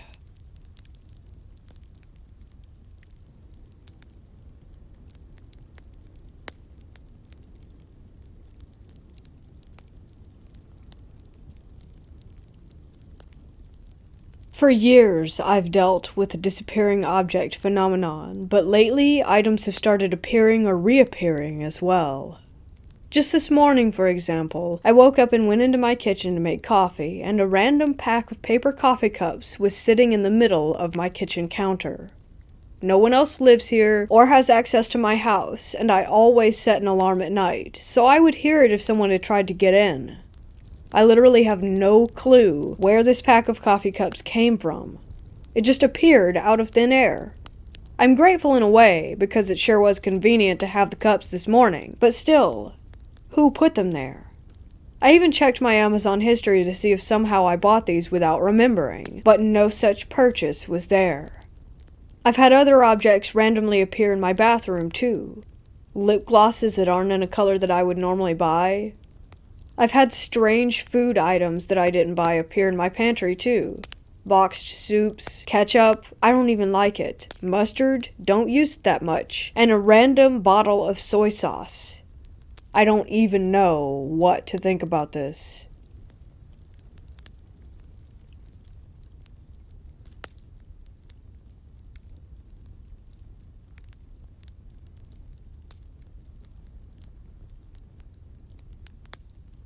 So I had to shut it off so that I could live a normal life again without seeing them. But my cousin, who has no abilities, has seen them in the house. At first, when he moved in, he didn't know that it was haunted. I didn't want to tell him that the house was haunted because I thought, well, maybe it's not. And if I told him, he would believe it was, and that would influence him in some way. If it was haunted, I was going to let him find out on his own. Or if it didn't bother him, then I would let it be. As the weeks passed and things moved in front of our eyes, he started to hear his family members' voices calling his name from time to time in the middle of the night. It was the same experience that I had had. He would have a nightmare sometimes of something trying to come inside of the room, yet it was stuck on the other side of the door, unable to get in. It was beckoning him to let it inside, to open the door. It's odd because I actually have a video of it doing that, and it's heard in the video faintly. When I lived alone, it would occur very frequently, but instead of in dreams, it was literally in real life and happening on camera. I did not show him the video beforehand, so there's no way he could have known. Eventually, I did open up to him about it being haunted, but that it's not really a big deal or anything, since my family ends up in the haunted house usually, for some odd reason. I explained that if we made excuses and such, that the activity would remain low. For instance, if something slides across the floor in front of us, we just pass it off as something else, no matter how stupid that excuse or rationalization is, and we say it out loud, shrug it off, and move on. Sometimes if it happens again after that, we just make another excuse, and then it stops. If something pounds on our walls from all directions, which only usually happens for a few seconds, we just ignore it, and make another excuse, and then life goes on as normal.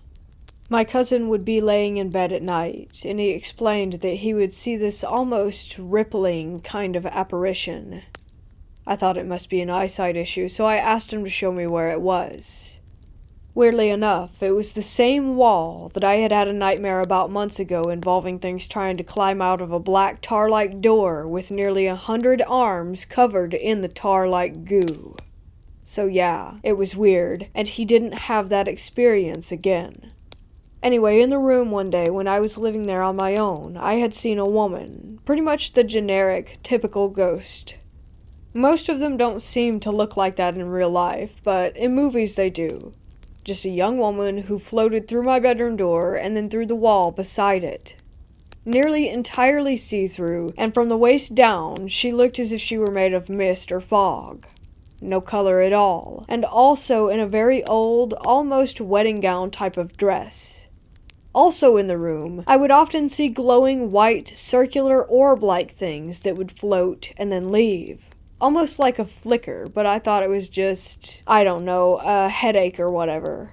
But it was always in one spot of the room. Well, my cousin saw it too, again in the exact same spot that I would usually see it in. And then I told him that it happens sometimes. He's gotten used to the house, and most of the activity stopped happening after I shut it off. I also bought a little spirit box and would use it outside whenever the activity would go up. Soon after I went back inside, life was back to normal and the activity would subside for another month or two. Before the spirit box, the activity was nearly unlivable, dangerous almost. Now it's extremely silent, like we have an actual home now. If anything, it's just a house that happens to be haunted. But a house, nonetheless. With all of the haunted houses my family and I have lived in, my only advice is to never let a haunting consume you.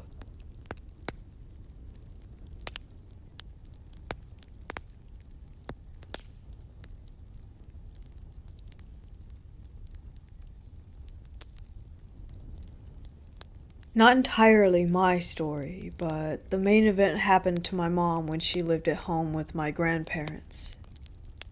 Back when she was a teen, they had a beagle that would often stare down the hallway and growl at nothing, the whole deal. In the middle of the night while lying in bed, my mom heard the dog begin to growl just before she felt someone grab her by the ankles and begin to yank her out of her bed. She says she was halfway pulled onto the carpet before she started saying the Lord's Prayer and the hands let go of her. But her dog was still going absolutely nuts. There have been other little things that have happened there too involving other people in my family. No one seems immensely worried about it, but I've always had the feeling of being watched in that house, even before knowing some of the stories I've heard now that I'm older. It's always the same one. My grandparents have lived in it since it was built when they were first married, so no bad history of the house itself, but perhaps the land that it's on? My grandma has told us stories about seeing shadow figures walking down the hall. My brother smelled my grandpa's cigar smoke in the kitchen during a family event. My grandpa had passed away a couple of years ago. Used to always smoke a certain brand of cigar outside on the back porch. And I once was startled by a loud, raspy cough right behind me while I sat in the empty house playing computer games with the speakers off. Recently, my mom and I had installed some cameras in the basement and on the front and back porches, just for extra security. I'm dreading the day my grandma tells us one of them caught something, and I'll have to see it with my own eyes.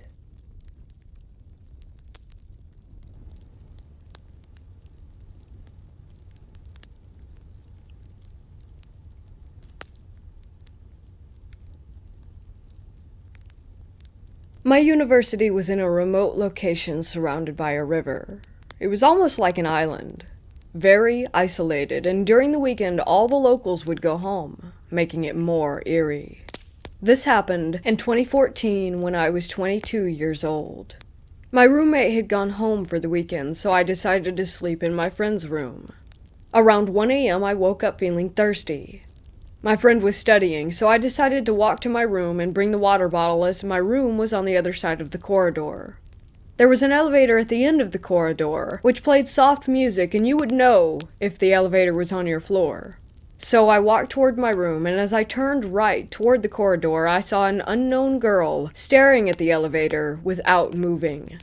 First of all, I didn't know who she was, because we can usually tell which year a student is, especially after spending 3 to 4 years in the same place and looking at the same faces every day. Secondly, the girl was wearing denim jeans, sports shoes, and was carrying a backpack as if she had just come back from her class. What's strange about that is that the hostel door closes at 8 p.m.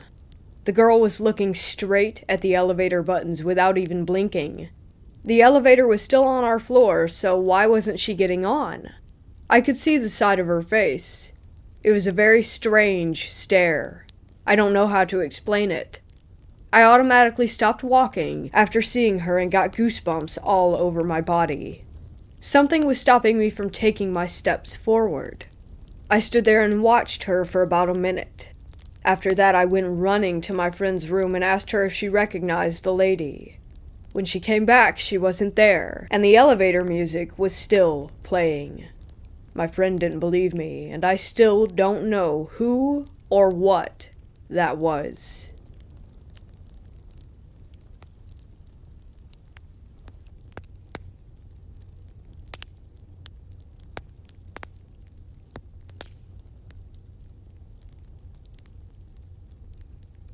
My strange experiences started 4 years ago when I was in my room trying to sleep.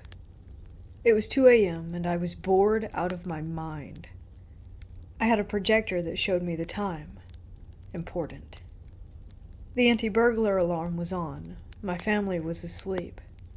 I sleep in a room next to the hallway door which leads to a living room. I heard the door open and the projector stopped working. It started working when I blinked. The day after that, it was around 2 a.m. again. I noticed something heavy sitting on me. It went away after a while. I had my head covered by my sheets, so I couldn't see what it was. Those days I saw shadow people out of the corner of my eyes. The worst one was when I was in the shower. I looked in front of me, and something pink just sped up in front of me in the air and vanished right into a wall. The happenings just went away after that, for a while. In the summer of 2017, I was sitting on my bed after lunch. I noticed the air around me felt thick and heavy, and I said, "Something bad will happen." It was August 17th, 2017, the day of the Barcelona terrorist attack. It was around 1500 hours when I said it. For some reason, those 2 hours until it happened felt like seconds. 2019. I'm back from my trip to Norway. I was taking a photo of a book that I had bought there when I saw a black orb while I was aiming at the book. I thought it was a sock. The ball vanished when I took the photo. A bit before going on my trip, I had been practicing soft combat with a few friends when part of the cardboard shovel I was hitting a friend with just vanished. No one else noticed. I had some more experiences with vanishing headphones and chargers, but nothing else. My most recent experience started a month ago, the day when high schools in Spain had to close because of the coronavirus. I was on my way home, and I had the bright idea of reading a prayer in a dark magic book that I own. A prayer against evil spirits. Bad idea. I own a few Solomonic books, and one of them warned against using black magic because the effect would be reversed. Since that day, strange things have happened to me. No shadow people, but what looks like shadow rabbits hopping into my walls. I see them out of the corner of my eye. I also saw a silver one. A huge crow vanishing into a tree. I mean huge, the size of a bike. A black iron bar floating near my window and then vanishing into a tree. I've also spotted what I think was a UFO. And they get weirder. 2 days ago, I was doing some work in my room and I saw a pair of shoes outside my window moving at a great speed.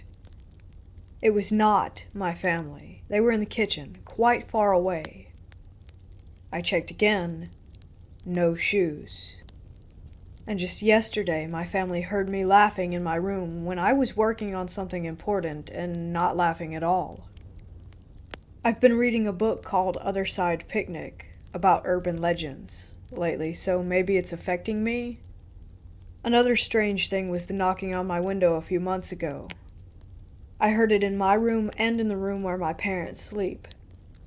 It woke me up, but they didn't notice. It couldn't have been the wind. It was a calm day.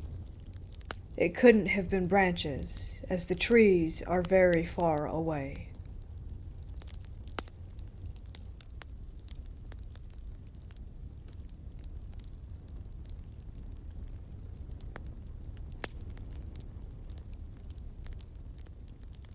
This is a story that happened to me when I was just a fresh graduate, starting my first job at a temp agency.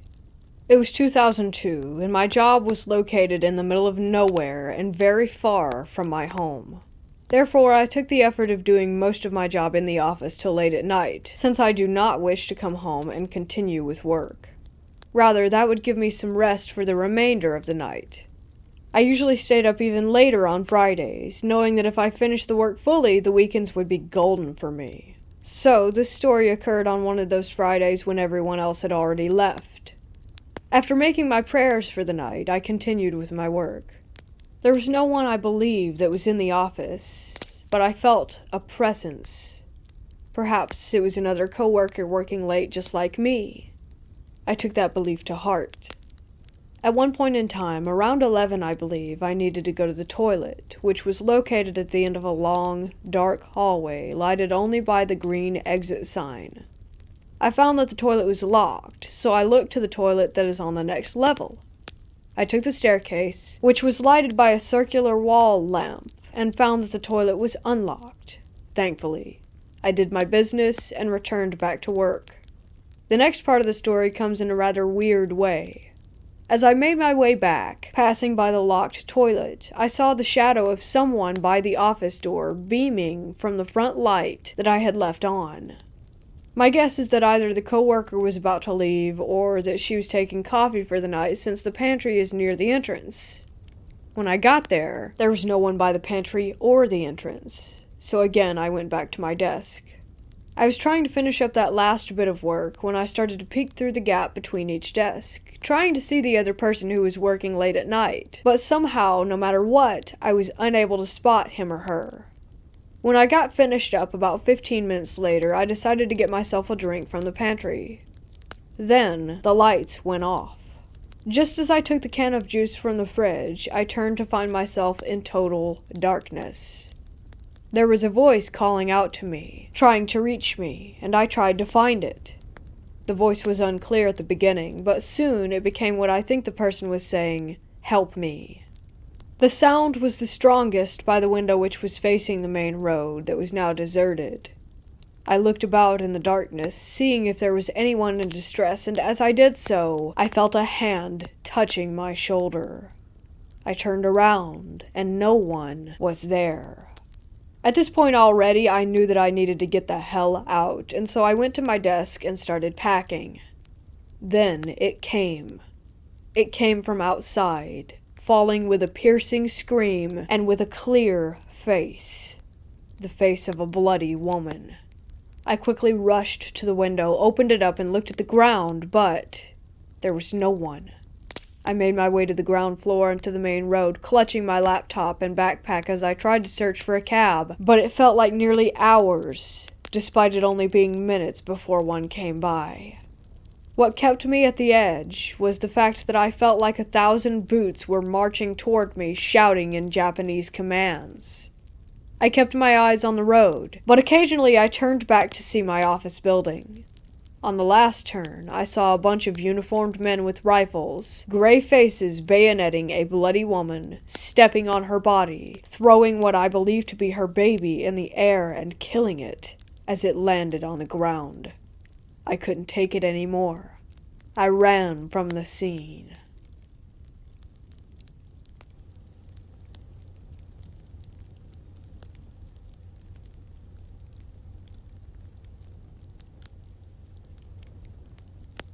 I am a serious skeptic with decades of debunking behind me, but I have a few cases that cannot be covered by SP, sleep disorders, infrasound, carbon monoxide, etc.